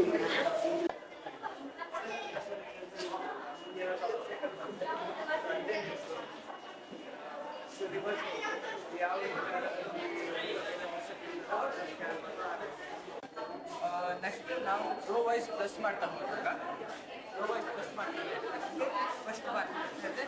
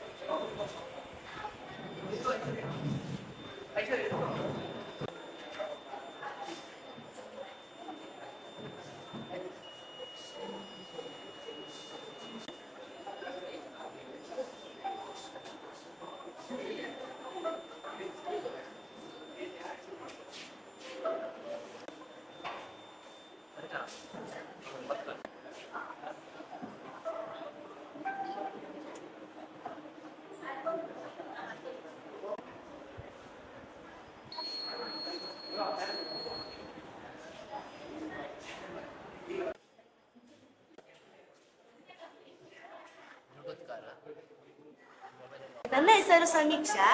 ಈ ಮಾಡೆಲ್ ಹೆಸರು ಬಂದು ಮೊಬೈಲ್ ಲಿಫ್ಟ್ ಅಂತ. ಇದು ಅಂದ್ರೆ ದೊಡ್ಡ ದೊಡ್ಡ ಕಟ್ಟಡಗಳಲ್ಲೆಲ್ಲ ಯೂಸ್ ಆಗ್ತ. ಅಂದ್ರೆ ಇದ್ರೊಳಗೆ ಕಲ್ಲು ಮಣ್ಣು ಸಿಮೆಂಟ್ ಆ ಟೈಪ್ ಇದೆಲ್ಲ ಹಾಕಿ ಅಂದ್ರೆ ಇದು ಮೇಲೆ ಕೆಳಗೆ ತಕೊಂಡು ಹೋಗ್ಬೋದಾ. ನೆಕ್ಸ್ಟ್ ಇದು ರೊಟೇಟ್ ಆಗ್ತದೆ. ಅಂದ್ರೆ ಇದು ಯೂಸ್ ಮಾಡೋದ್ರಿಂದ ಅಂದ್ರೆ ಜನಗಳೆಲ್ಲ ಹೆಚ್ಚು ಬೇಕಾಗುದಿಲ್ಲ, ಅಂದ್ರೆ ದೊಡ್ಡ ದೊಡ್ಡ ಕಟ್ಟಡ ಕಟ್ಟಲಿಕ್ಕೆ. ಆಮೇಲೆ ಹೀಗೆ ಇದನ್ನ ಯೂಸ್ ಮಾಡೋದ್ರಿಂದ ಹೆಚ್ಚಾಗಿ ಕೂಲಿ ಅಂದ್ರೆ ಕೊಡ್ಬೇಕಂದೇಳಿ. ನನ್ನ ಹೆಸರು ಸಲಾತ್. ಸೊ ನಾವು ಇದೊಂದು ಮಾಡೆಲ್ ಅನ್ನು ಪ್ರಿಪೇರ್ ಮಾಡಿದ್ವಿ. ಸೊ ಇದು ಈಗ ಫಾರ್ಮರ್ಸಿಗೆಲ್ಲ ಹೆಲ್ಪ್ ಆಗುವಂಥದ್ದು ಒಂದು ಮಾಡೆಲ್. ಈಗ ಇಂಡಿಯಾದಲ್ಲಿ ಅಗ್ರಿಕಲ್ಚರ್ ಮೇನ್ ಸ್ಟ್ರೀಮ್ ನಲ್ಲಿ ಇರೋದ್ರಿಂದ ಫಾರ್ಮರ್ಸ್ ಎಲ್ಲ ತುಂಬಾ ಪ್ರಾಬ್ಲಮ್ಸ್ ಫೇಸ್ ಮಾಡ್ತಿದ್ದಾರೆ. ಅದರಲ್ಲಿ ಮೇಜರ್ ಪ್ರಾಬ್ಲಮ್ಸ್ ನಾನು ಪಿಕ್ ಮಾಡಿ ಅದರಿಂದ ಒಂದು ಸೊಲ್ಯೂಷನ್ ತೆಗುವ ಅಂತ ಇದನ್ನು ಮಾಡಿದ್ದು. ಸೊ ಮೇಜರ್ ಪ್ರಾಬ್ಲಮ್ಸ್ ಏನೆಲ್ಲ ಅಂದರೆ, ಒಂದು ಈಗ ಲೇಬರ್ಸ್ ಎಲ್ಲ ಸಿಗೋದಿಲ್ಲ, ಸಿಕ್ಕಿದ್ರು ಹೈ ವೇಜಸ್ ಎಲ್ಲ ಡಿಮಾಂಡ್ ಮಾಡ್ತಾರೆ, ಅದು ಫಾರ್ಮರ್ಸ್ನವರಿಗೆ ವರ್ಕೌಟ್ ಆಗೋದಿಲ್ಲ. ಮತ್ತು ಫ್ಯೂಯಲ್ ಪ್ರೈಸ್ ಎಲ್ಲ ತುಂಬ ಹೈ ಇರುತ್ತೆ. ಪ್ಲಸ್ ಈ ಟ್ರ್ಯಾಕ್ಟರ್ ಅಂಥದ್ದು ಮೆಷಿನರೀಸ್ ಮತ್ತು ಟೂಲ್ಸ್ ಎಲ್ಲ ತುಂಬ ಎಕ್ಸ್ಪೆನ್ಸಿವ್ ಇರುತ್ತೆ, ಅದನ್ನು ಅಫೋರ್ಡ್ ಮಾಡ್ಲಿಕ್ಕೆ ಆಗೋದಿಲ್ಲ. ಮತ್ತು ವಾಟರ್ ಸ್ಕೇರ್ಸಿಟಿ ಎಲ್ಲ ಇರುತ್ತೆ ಇರಿಗೇಷನಿಗೆ. ಈಗ ಇದು model completely solar based. Day ಟೈಮಲ್ಲಿ ಸೋಲಾರ್ ಅಲ್ಲಿ ರನ್ ಆಗುತ್ತೆ ಮತ್ತು ಇಂಟರ್ನಲ್ ಬ್ಯಾಟ್ರೀಸ್ ಚಾರ್ಜ್ ಆಗ್ತಾ ಇರುತ್ತೆ. ನೈಟ್ ಟೈಮಲ್ಲಿ ಆ ಇಂಟರ್ನಲ್ಸ್ ಬ್ಯಾಟ್ರಿಯಿಂದ ವರ್ಕ್ ಆಗುತ್ತೆ.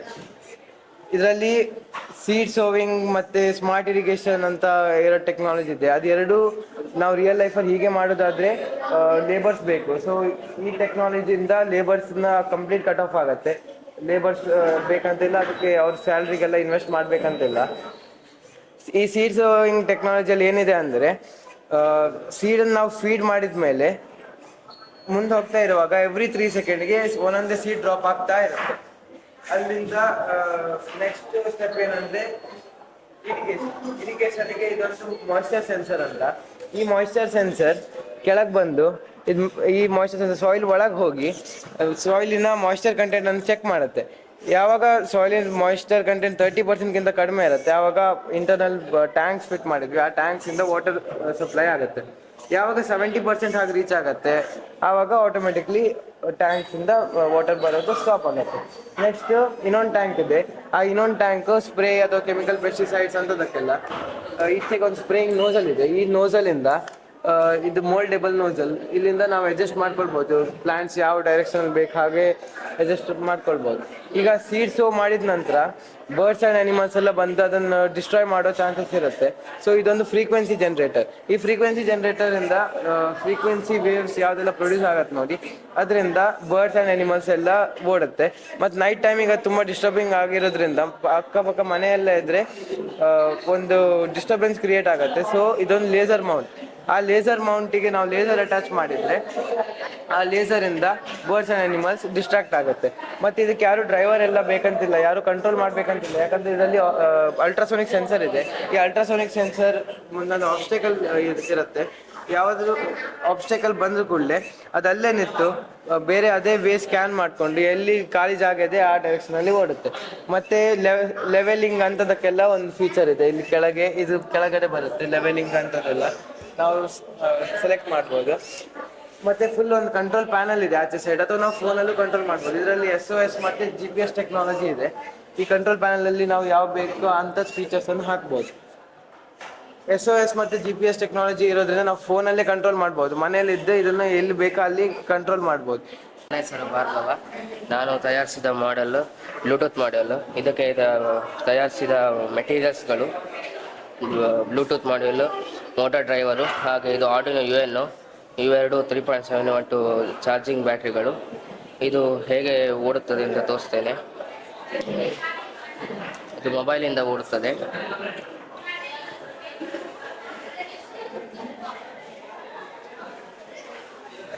ತೋರಿಸ್ತೇನೆ ನೋಡಿ. ಮುಂದೆ ಹಿಂದೆ ಇದು ಟರ್ನಿಂಗ್ ಪಾರ್ಟ್ಸ್ಗಳು ತಿರುಗಿ.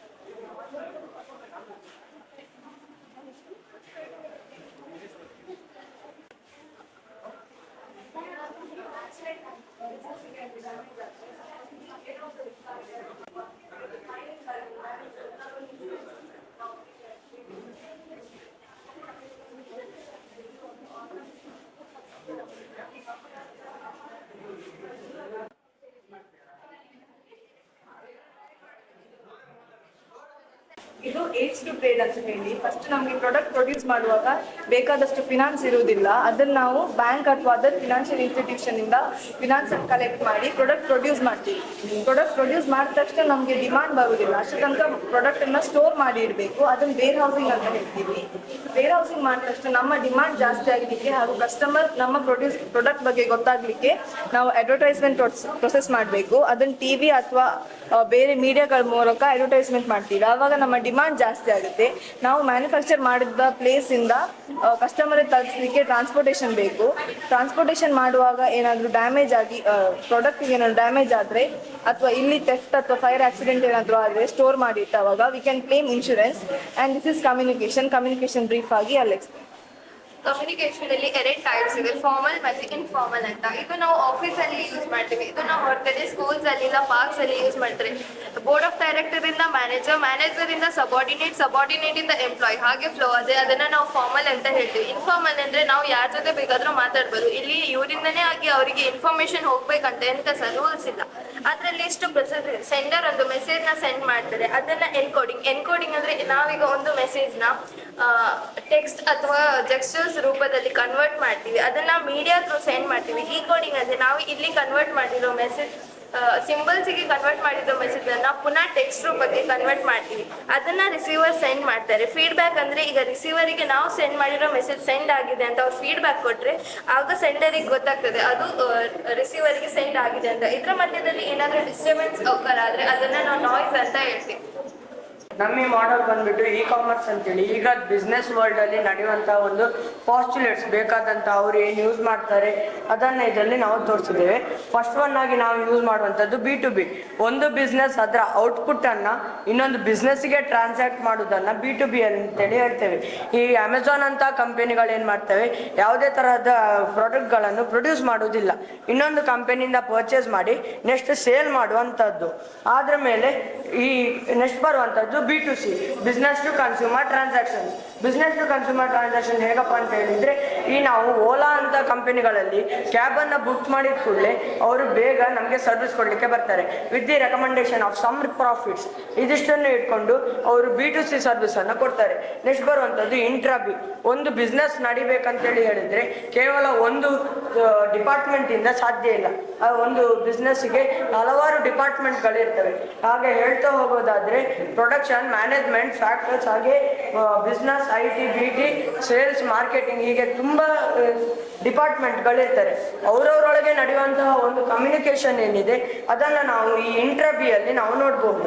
ಆಲ್ಮೋಸ್ಟ್ ಆಲ್ ಎಲ್ಲ ಕಂಪನಿಗಳು ಈ ಇಂಟ್ರಾಬಿಯಲ್ಲಿ ನಾವು ನೋಡ್ತೇವೆ. ನೆಕ್ಸ್ಟ್ ಬರುವಂಥದ್ದು C2C, consumer to consumer transaction. Consumer to consumer transaction ಹೇಗಪ್ಪ ಕೇಳಿದರೆ, ನಾನೀಗ ಒಬ್ಬ ಕನ್ಸ್ಯೂಮರ್, ನನ್ನ ಹತ್ರ ಈಗ ಒಂದು ಫರ್ನಿಚರ್ ಏನಾದರೂ ಇದ್ದರೆ ನಾನು ಈ OLX ಅಂತ ಕಂಪನಿಗಳಲ್ಲಿ ನಾನು ಅದನ್ನು ತೆಗೆದು ಅಪ್ಡೇಟ್ ಮಾಡಿದರೆ ಅಥವಾ ಅದರ ಫೋಟೋನ ಅಪ್ಡೇಟ್ ಮಾಡಿದ ಕೂಡಲೇ ಇನ್ನೊಬ್ಬ ಕನ್ಸ್ಯೂಮರ್ ಬರ್ತಾನೆ.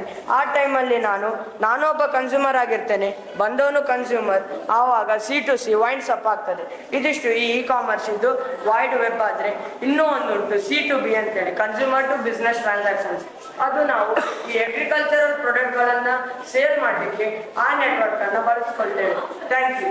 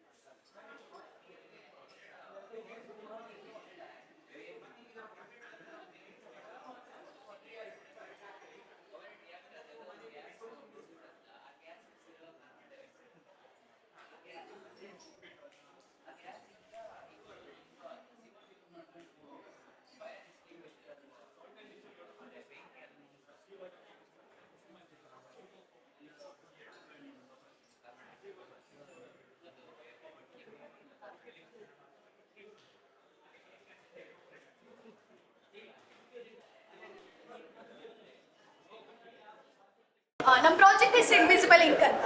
ಫಸ್ಟ್ ಆಫ್ ಆಲ್ ನಾನು ನಿಮ್ಗೊಂದು ಮ್ಯಾಜಿಕ್ ತೋರಿಸ್ತೇನೆ ಇವಾಗ.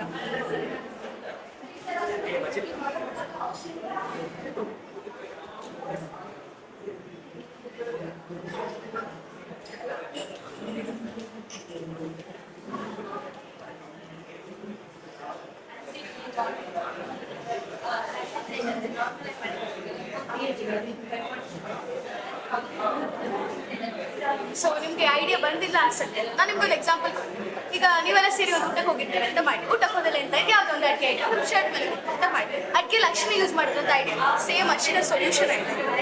ನೆಕ್ಸ್ಟ್ ಆಯ್ತು ನೀವು ಮನೆಗೆ ತಂದು ಹೋಗ್ಬೇಕಾದ್ರೆ ಯಾವುದೊಂದು ಸೋಪ್ ಅಥವಾ ಡಿಟರ್ಜೆಂಟ್ ಅರಿಶಿನ ಕಲರ್ ಮೇಲೆ ಉಜ್ಜಿದಾಗ ಅದು ರೆಡ್ ಆಗಿ ಚೇಂಜ್ ಆಗುತ್ತೆ ಅಂತ ಸೇಮ್ ಪ್ರಿನ್ಸಿಪಲ್ ನಾವೆಲ್ಲ ಯೂಸ್ ಮಾಡ್ತೀವಿ.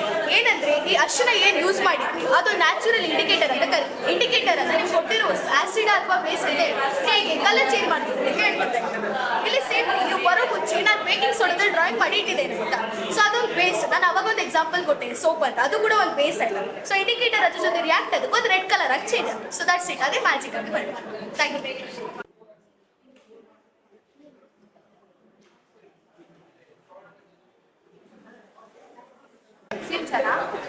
pH ಅಂದ್ರೆ ಪೊಟೆನ್ಷಿಯಲ್ ಆಫ್ ಹೈಡ್ರೋಜನ್. ನಮ್ಮ ಹತ್ರ ಯೂನಿವರ್ಸಲ್ ಇಂಡಿಕೇಟರ್ ಇದೆ. ಇದನ್ನ ಯೂಸ್ ಮಾಡಿ ಯಾವುದೇ ಒಂದು ಸಬ್ಸ್ಟೆನ್ಸ್ ಆಸಿಡ್ ಬೇಸ್ ಅಂತ ಹೇಳಿ ಕಂಡುಹಿಡಿಬೋದು.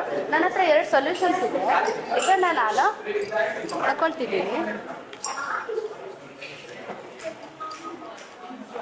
ಸೊ ನಾನು ಯೂನಿವರ್ಸಲ್ ಇಂಡಿಕೇಟರ್ ಹಾಕಿ ಬ್ಲೂ ಶೇಡ್ಸ್ ಬಂದ್ರೆ ಅದು ಬೇಸ್ ಅಂತ, ರೆಡ್ ಶೇಡ್ಸ್ ಬಂದ್ರೆ ಆಸಿಡ್, ಗ್ರೀನ್ ಬಂದ್ರೆ ನ್ಯೂಟ್ರಲ್ ಅಂತ. ಸೊ ನಾನೀಗ ಯೂನಿವರ್ಸಲ್ ಇಂಡಿಕೇಟರ್ ಹಾಕ್ತೆ. ಇದು ಆಸಿಡ್ ಮತ್ತೆ ಇದು ಬೇಸ್ ಅಂತ ಗೊತ್ತಾಗುತ್ತೆ. ಯಾವಾಗ ಆಸಿಡ್ ಮತ್ತೆ ಬೇಸ್ ಈಕ್ವಲ್ ಕಾನ್ಸಂಟ್ರೇಷನ್ ಅಲ್ಲಿ ಇರುತ್ತೆ ಆವಾಗ ನ್ಯೂಟ್ರಲ್ ಆಗುತ್ತೆ. ಇವಾಗ ಇದ್ರಲ್ಲಿ ಆಸಿಡ್ ಜಾಸ್ತಿ ಆಯ್ತು, ಸೊ ಇದು ರೆಡ್ ಕಲರ್ ಬಂತು.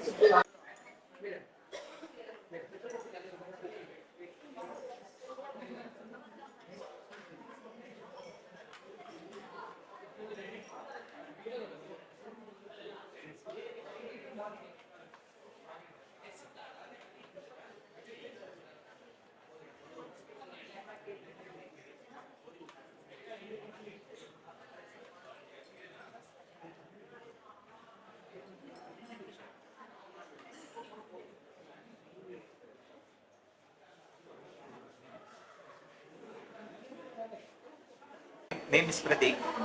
The name of this experiment is lava lamp. I am adding vegetable oil and baking soda to these 3 beakers, and I am adding a small amount of vinegar and food color to this beaker. Now vinegar and baking soda reacts to form carbon dioxide gas. This carbon dioxide gas is liberating in the medium of oil, so the reaction is very slow. Here we are adding different food colors, so reaction will attract the there will be attraction for this reaction. When we pass the light, this attraction will be more, so we can do this reaction in our home for the decoration purpose. Baking soda, vinegar, food colors, vegetable oil. These are the 4 contents. Hi, ನನ್ನ ಹೆಸರು ಮೇಘನಾ. Model ಅಂದ್ರೆ acid rain. ಇದೆಂತ ಅಂದ್ರೆ ಈಗ normal ಆಗಿ ಮಳೆ ಬರ್ತಲ್ಲ, ಅದಕ್ಕೊಂದು pH ವ್ಯಾಲ್ಯೂ ಇತ್ತು 5.6. ಅದಕ್ಕಿಂತ ಕಮ್ಮಿ ಆದ್ರೆ ಅದು ನಾವು ಆಸಿಡ್ ರೈನ್ ಅಂತ ಕರೀತೀವಿ. ಇದು ಹೆಂಗಾಗ್ತದೆ ಅಂದ್ರೆ ಈಗ ವೆಹಿಕಲ್ಸ್ ಕಾರ್ಖಾನೆ ಎಲ್ಲ ಇರ್ತಲ್ಲ ಅದ್ರಲ್ಲಿ ಹೊಗೆ ಬಪ್ಪುದ್ರಲ್ಲೇ ಸಲ್ಫರಿಕ್ ಆಸಿಡ್ ಮತ್ತೆ ನೈಟ್ರಿಕ್ ಆಸಿಡ್ ಇದೆ. ಅದು ಅಟ್ಮಾಸ್ಫಿಯರ್ ಜೊತೆ ಕಂಬೈನ್ ಆಗಿ ಅಲ್ಲಿಪ್ಪು ವಾಟರ್ ವೇಪರ್ ಜೊತೆ ರಿಯಾಕ್ಟ್ ಆಗಿ ಮಳೆ ಬರುವಾಗ ಅದ್ರಲ್ಲಿ ಆಸಿಡ್ ಇರುತ್ತೆ, ಸಲ್ಫರಿಕ್ ಆಸಿಡ್ ಮತ್ತೆ ನೈಟ್ರಿಕ್ ಆಸಿಡ್. ಇದು ಮಳೆ ರೂಪದಲ್ಲಿ ಬರೋದ್ರಿಂದ ಫಸ್ಟ್ ಎಫೆಕ್ಟ್ ಹಾಕುದು ಸಾಯಿಲ್ಗೆ. ಸಾಯಿಲ್ ಅಲ್ಲಿ ಇಪ್ಪು ಫಲವತ್ತತೆ ಎಲ್ಲ ಕಮ್ಮಿ ಆಗುತ್ತೆ. ಎಂತಕ್ಕಂದ್ರೆ ಅಲ್ಲಿ ಇಪ್ಪು ಮೈಕ್ರೋಬ್ಸಿಗೆ ತೊಂದರೆ ಆಯ್ತು. ನೆಕ್ಸ್ಟ್ ಫಲವತ್ತತೆ ಕಮ್ಮಿ ಆದ್ರೆ ಪ್ಲಾಂಟ್ ಗ್ರೋತ್ ಕಡಿಮೆ ಆಯ್ತು. ಮತ್ತೆ ಅಕ್ವಾಟಿಕ್ ಅನಿಮಲ್ಸ್ ಗಳಿಗೆಲ್ಲ ರಿಪ್ರೊಡಕ್ಷನ್ ಮಾಡೋದು ತುಂಬಾ ಕಷ್ಟ ಆಯ್ತು. ಮತ್ತೀಗ ತಾಜ್ ಮಹಲ್ ಗೊತ್ತಲ್ಲ, ತಾಜ್ ಮಹಲ್ ಈ ಆಸಿಡ್ ರೈನ್ ಇಂದಾನೆ ಅದ್ರದ್ದು ಕಲರ್ ಎಲ್ಲ ಫೇಡ್ ಆಯ್ತು, ಅಮೃತ ಶಿಲೆಗಳೆಲ್ಲ ಹಾಳಾಯ್ತು. ಮತ್ತೆ ಇದನ್ನ ಹೆಂಗ್ ಕಂಟ್ರೋಲ್ ಮಾಡ್ಕಂದ್ರೆ ಈಗ ವೆಹಿಕಲ್ಸ್ ಎಲ್ಲ ಕಮ್ಮಿ ಯೂಸ್ ಅಂದ್ರೆ ಪೊಲ್ಯೂಷನ್ ಕಮ್ಮಿ ಆಯ್ತು. ನಾವ್ ಯಾವ ವೆಹಿಕಲ್ಸ್ ಯೂಸ್ ಮಾಡ್ಕಂದ್ರೆ ಈಗ ಸಾರ್ವಜನಿಕ ಬಸ್, ಬೈಸಿಕಲ್, ಹೊಸ ಎಲೆಕ್ಟ್ರಿಕ್ ವೆಹಿಕಲ್ಸ್, ಮತ್ತೆ ಸಂಡೇ ಎಲ್ಲ ಸ್ವಲ್ಪ ಹಾಲಿಡೇಸ್ ಇದ್ದಾಗೆಲ್ಲ ಫ್ರೆಂಡ್ಸ್ ಜೊತೆಗೆ ಮನೆಯಲ್ಲೇ ಎಲ್ಲ ಕಳಿಬೇಕು. ರಜೆ ಇತ್ತಂತೆಲ್ಲ ತಿರ್ಗೋಕ್ ಹೋಗ್ತಾಗ. ನಮಸ್ತೆ, ನನ್ನ ಹೆಸರು ಅಕ್ಷಯ್ ಶಾಸ್ತ್ರಿ. ನಮ್ಮ ಮಾಡೆಲ್ ಹೆಸರು ಕೆಮಿಕಲ್ ಟ್ರಾಫಿಕ್ ಲೈಟ್ ಅಂತ. ಈಗ ಟ್ರಾಫಿಕ್ ಲೈಟ್ ಅಲ್ಲಿ ಯಾವ್ದೆಲ್ಲ ಕಲರ್ ಇದೆ ಅಂತ ಎಲ್ಲರಿಗೂ ಗೊತ್ತಿದೆ, ರೆಡ್, ಗ್ರೀನ್, ಯೆಲ್ಲೋ. ಸೊ ನಾವೀಗ ಮೊದಲು ಬೀಕರ್ ಇದೆ ಎಲ್ಲ ಕಲರ್ ಒಂದು ಖಾಲಿ ಬೀಕರ್ ತಗೊಂಡಿದ್ದೇನೆ, ಅದಕ್ಕೆ ಈಗ ಹಾಕ್ತೇನೆ, ನೋಡ್ತಾ ಇರಿ. ಇನ್ನೊಂದ್ಸಲ ಹಾಕ್ತೇನೆ.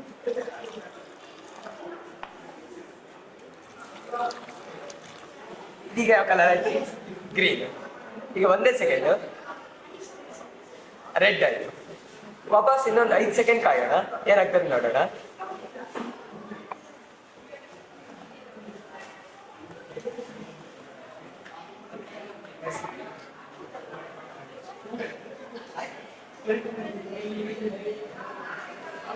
ಎಸ್, ಆಲ್ಮೋಸ್ಟ್ ಆರೆಂಜ್ ಕಲರ್ ಬರ್ತಾ ಇದೆ.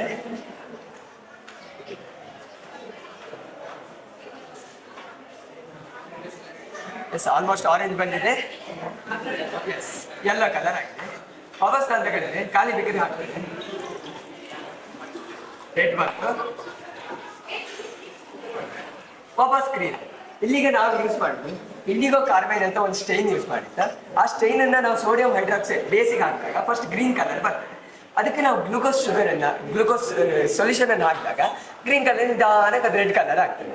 ರೆಡ್ ಕಲರ್ ನಿಧಾನಕ್ಕೆ ಎಲ್ಲ ಕಲರ್ ಆಗ್ತದೆ. ನಿಜವಾಗಿ ಅದು ರಿಡಕ್ಷನ್ ಅಂತ ಆಗ್ತದೆ. ಆ ರಿಡಕ್ಷನ್ ವಾಪಸ್ ನಾವು ಮೇಲಿನಿಂದ ಮಿಕ್ಸ್ ಮಾಡುವಾಗ ಸುತ್ತಲಿನ ಆಕ್ಸಿಜನ್ ಅಬ್ಸಾರ್ಬ್ ಮಾಡ್ಕೊಳ್ತದೆ. ಆಕ್ಸಿಜನ್ ಅಬ್ಸಾರ್ಬ್ ಮಾಡಿ ಆಕ್ಸಿಡೇಷನ್ ಆಗ್ತದೆ, ವಾಪಸ್ ಗ್ರೀನ್ ಕಲರ್ ಮಾಡಿ ರೆಡ್ ಆಗ್ತದೆ. ಎಲ್ಲ ಗ್ರೀನ್ ರೆಡ್ ಎಲ್ಲ. ಸೊ ಇದು ಕಂಟಿನ್ಯೂಸ್ ಆಗ್ತದೆ. ಸೊ ರೆಡಾಕ್ಸ್ ರಿಯಾಕ್ಷನ್ ಆಗ್ತದೆ. Thank you. ಪೂಜಾರಿ ಅಂತ, ನಾವು ಸೆಕೆಂಡ್ ಇಂದ ಬಂದಿರೋದು. ಇದು ನಮ್ಮ model semi automatic salt harvester ಅಂತ. ನಾವು ಸಿ ವಾಟರ್ನ ಯೂಸ್ ಮಾಡಿ ಸಾಲ್ಟ್ ಮತ್ತು ಡಿಸ್ಟಿಲ್ ವಾಟರ್ ಪ್ರೊಡ್ಯೂಸ್ ಮಾಡುವಂಥ ಮಷಿನ್. ಈಗ ನಾವು ಏನು ಮಾಡ್ತೇವೆ ಅಂದರೆ, ಸಿ ವಾಟರ್ ಬಂದು ಇಲ್ಲಿ ಸ್ಟೋರ್ ಆಗ್ತದೆ, ಕಾಪರ್ ಕೋಟೆಡ್ ನೈಕ್ರೋಮ್ ವೈರ್ಸ್ ಅಂತಾರೆ. ಅದಕ್ಕೆ ಎಲೆಕ್ಟ್ರಿಸಿಟಿ ಪಾಸ್ ಮಾಡಿ ನಾವು ಹೀಟ್ ಮಾಡಿ ವಾಟರ್ ಕಂಟೆಂಟ್ ಎಲ್ಲ ಇವಾಪರೇಟ್ ಮಾಡ್ತೀವಿ. ಕ್ಲೋಸ್ ಇರೋ ಕಾರಣದಿಂದ ಎಲ್ಲ ಇವಾಪರೇಟೆಡ್ ವಾಟರ್ ಎಲ್ಲ ಇದರಲ್ಲಿ ಪಾಸ್ ಆಗಿ ಡಿಸ್ಟಿಲೇಷನ್ ಪ್ರೊಸೆಸ್ಗೆ ಹೋಗ್ತದೆ. ನಾವು ಇದರಲ್ಲಿ ಪ್ರೊಪ್ಲೆನ್ ಗ್ಲೈಕೋಲ್ ಅಂತ ಒಂದು ಐಟಮ್ ಜೆಲ್ ಐಟಮ್ ಆ್ಯಡ್ ಮಾಡಿರ್ತೇವೆ. ಅದನ್ನು ಕೂಲ್ ಮಾಡಲಿಕ್ಕೆ ಪೆಲಿಟೈರ್ ಅಂತ ಒಂದು ಆ್ಯಡ್ ಮಾಡಿರ್ತೇವೆ. ಸೊ ಇದೇನು ಮಾಡುತ್ತೆ ಅಂದರೆ, ಕೂಲ್ ಮಾಡಿ ಪ್ರೊಪ್ಲೆನ್ ಗ್ಲೈಕೋಲಿಂದ ಕೂಲ್ ಮಾಡಿ ವೇಪರ್ ಫಾರ್ಮಿಂದ ಲಿಕ್ವಿಡ್ ಫಾರ್ಮ್ ಇದಕ್ಕೆ ಹೆಲ್ಪ್ ಮಾಡ್ತದೆ. ಎಲ್ಲ ನೀರಲ್ಲಿ ಎವಾಪರೇಟ್ ಆದ ಮೇಲೆ ಸಾಲ್ಟ್ ಉಳಿತದಲ್ಲ, ಅದು ನಾವು ಕಲೆಕ್ಟ್ ಮಾಡಿ ಕ್ಲೀನ್ ಮಾಡಿ ಯೂಸ್ ಮಾಡ್ಬೋದು. ನಾವು ಡಿಸ್ಟಿಲ್ ವಾಟರ್ನ ಕುಡಿಬೋದು, ಆದರೆ ನಾವು ಮಿನರಲ್ಸ್ ಆ್ಯಡ್ ಮಾಡಿ ಕುಡಿಬೋದು. Thank you. ನನ್ನ ಹೆಸರು ಚಿನ್ಮಯ್ ಭಾರದ್ವಾಜ್. ನಾವು ಈಗ ಫೇಕ್ ಬ್ಲಡ್ ಮಾಡ್ತಾ ಇದ್ವಿ. ಇದು ಪೊಟ್ಯಾಷಿಯಂ ಥಯಾಸೈನೇಟು. ಅದು ಕೈ ಹಚ್ಕೊಂಡು ಫೆರಿಕ್ ಕ್ಲೋರೈಡ್ ಚಾಕು ಡಿಪ್ ಮಾಡಿ ಕೈಗೆ ಹಿಡಿದಾಗ ಬ್ಲಡ್ ಕಲರ್ ಫಾರ್ಮೇಷನ್ ಆಗುತ್ತೆ.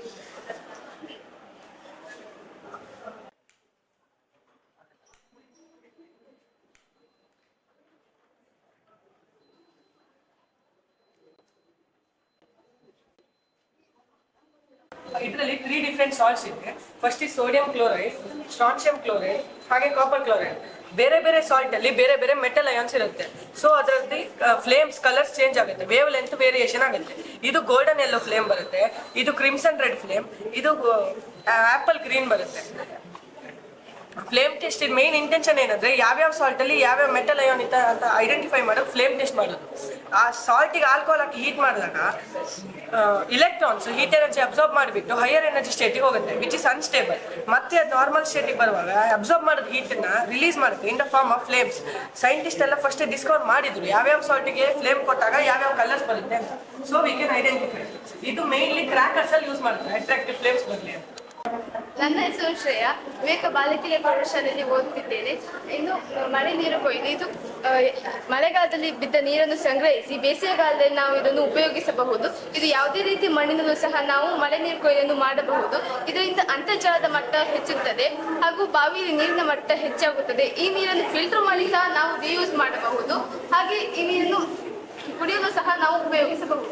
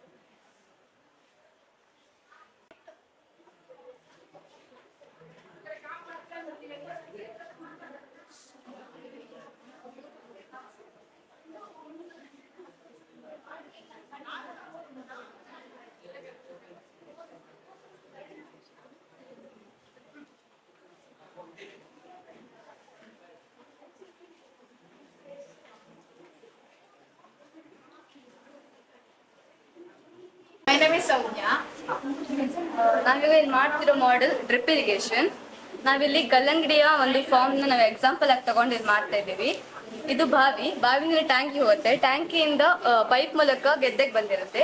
ಆ ಪೈಪಲ್ಲೇ ಚಿಕ್ಕ ಚಿಕ್ಕ ಹೋಲ್ ಇರೋ ಕಾರಣ ಆ ಹೋಲಿಂದ ನೀರು ಪ್ಲಾಂಟಿಗೆ ರೂಟ್ ಹೋಗಿ ತಲುಪತ್ತೆ. ಅವಾಗ ಪ್ಲಾಂಟ್ ತುಂಬಾ ಚೆನ್ನಾಗಿ ಬೆಳೆಯುತ್ತೆ. ಅಲ್ಲೆಲ್ಲೂ ಸಹ ನೀರು ಮಧ್ಯೆ ಬೇರೆ ಪ್ಲಾಂಟ್ಸ್ ಬೆಳೆಯಕ್ಕೆ ಆಗುದಿಲ್ಲ, ಮತ್ತೆ ನೀರೆಲ್ಲ ಸಹ ವೇಸ್ಟ್ ಆಗುದಿಲ್ಲ. ಇದೊಂದು useful method for agriculture. Thank you.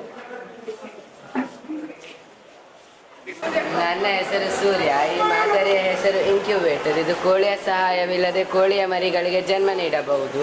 ಹೇಗೆಂದರೆ ಕೋಳಿಗೆ ತಮ್ಮ ಮೊಟ್ಟೆಗಳಿಗೆ ಶಾಖದಿಂದ ಜನ್ಮ ನೀಡುತ್ತದೆ. ಇದರಲ್ಲಿ ವಿದ್ಯುತ್ ಬಲ್ಬ್ಗಳು ಉಷ್ಣತೆ ಮಟ್ಟದಿಂದ ಶಾಖ ನೀಡಬಹುದು. ಇದರಲ್ಲಿ ವಿದ್ಯುತ್ ಬಲ್ಬ್ಗಳಲ್ಲಿ ಉಷ್ಣತೆ ಮಟ್ಟ ಹೆಚ್ಚಾದಾಗ ಇದು ತನ್ನ ಬೆಳಕಿನ ಶಕ್ತಿಯನ್ನು ಕಳೆದುಕೊಳ್ಳುತ್ತದೆ. ನಂತರ ಉಷ್ಣತೆ ಮಟ್ಟ ಕಡಿಮೆ ಆದಾಗ ಪುನಃ ತನ್ನ ಬೆಳಕಿನ ಶಕ್ತಿಯನ್ನು ಪಡೆದುಕೊಳ್ಳುತ್ತದೆ. ಈ ರೀತಿ 21 ದಿನಗಳ ಕಾಲ ನಡೆಸಿದರೆ ನಾವು ಕೋಳಿ ಮೊಟ್ಟೆಗಳನ್ನು ಮರಿಯ ರೂಪದಲ್ಲಿ ಪಡೆಯಬಹುದು.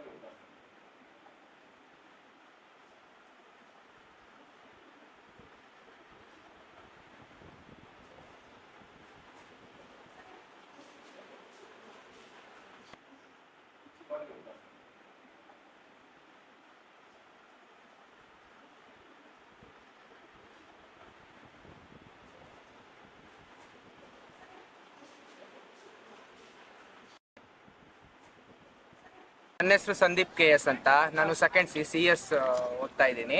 ನಾವು ಲ್ಯಾಂಡ್ ಸರ್ವೇರ್ ಅಂತ ಒಂದು ಡ್ರೋನ್ ಮಾಡಿದ್ದೀವಿ. ಅದರಲ್ಲಿ ಏನಂದರೆ ಈಗ ರಿಮೋಟ್ ಏರಿಯಾಸಲ್ಲಿ ನಾವು ಸರ್ವೆ ಮಾಡಬೇಕಂದ್ರೆ ನಮ್ಗೆ ಕಷ್ಟ ಆಗುತ್ತೆ.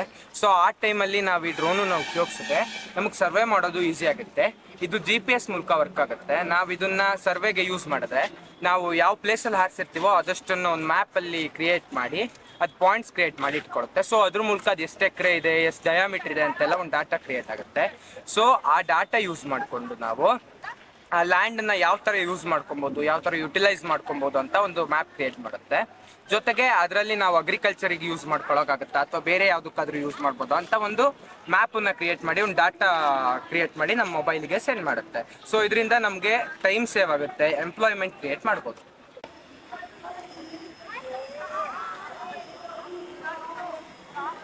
ಆದಷ್ಟು ನೀವು ಹತ್ರಕ್ಕೆ ಹೋಗ್ತಾರೆ.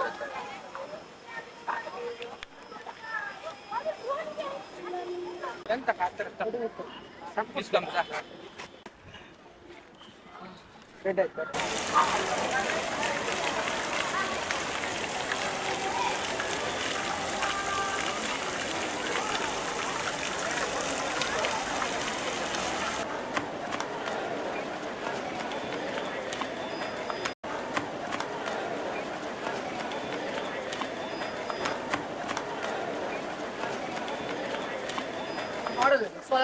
ಇದು ನಿಮ್ಗೆ LPG ನಿಮ್ಮನೆಗೆ LPG ಗ್ಯಾಸ್ ಖಾಲಿ ಆದಾಗ ಈ ಉಪಕರಣ ಬಳಸಬಹುದು. ಹೇಗೆ ಬಳಸೋದಂದ್ರೆ ಈ ಮೊದಲಿಗೆ ನಿಮ್ಮ ಸೂರ್ಯ ಯಾವ ದಿಕ್ಕಿನಲ್ಲಿದೆ ಅದೇ ದಿಕ್ಕಿನಲ್ಲಿ ಇದನ್ನ ಇಡಬೇಕು. ಈ ಗ್ಲಾಸ್ ಇದ್ರ ಮೇಲೆ ಬಿದ್ದ ಸೂರ್ಯ ಕಿರಣ ರಿಫ್ಲೆಕ್ಸ್ ಆದಾಗ ಶಾಖ ಉತ್ಪತ್ತಿ ಆಗ್ತದೆ. ಶಾಖ ಹೇಗೆ ಉತ್ಪತ್ತಿ ಆಗ್ತದೆ ಅಂದ್ರೆ ಇಲ್ಲಿ ಬ್ಲಾಕ್ ಕಲರ್ ಹೊಡೆದಿದ್ದೇವೆ ನಾವು. ಬ್ಲಾಕ್ ಕಲರ್ ಎಂತ ಹಚ್ಚಿದ್ದೇವೆ ಅಂದ್ರೆ ಸೂರ್ಯ ಕಿರಣ ಜಾಸ್ತಿ ಅಟ್ರಾಕ್ಟ್ ಮಾಡುತ್ತೆ, ಇದರಿಂದ ಶಾಖ ಉತ್ಪತ್ತಿ ಆಗುತ್ತೆ.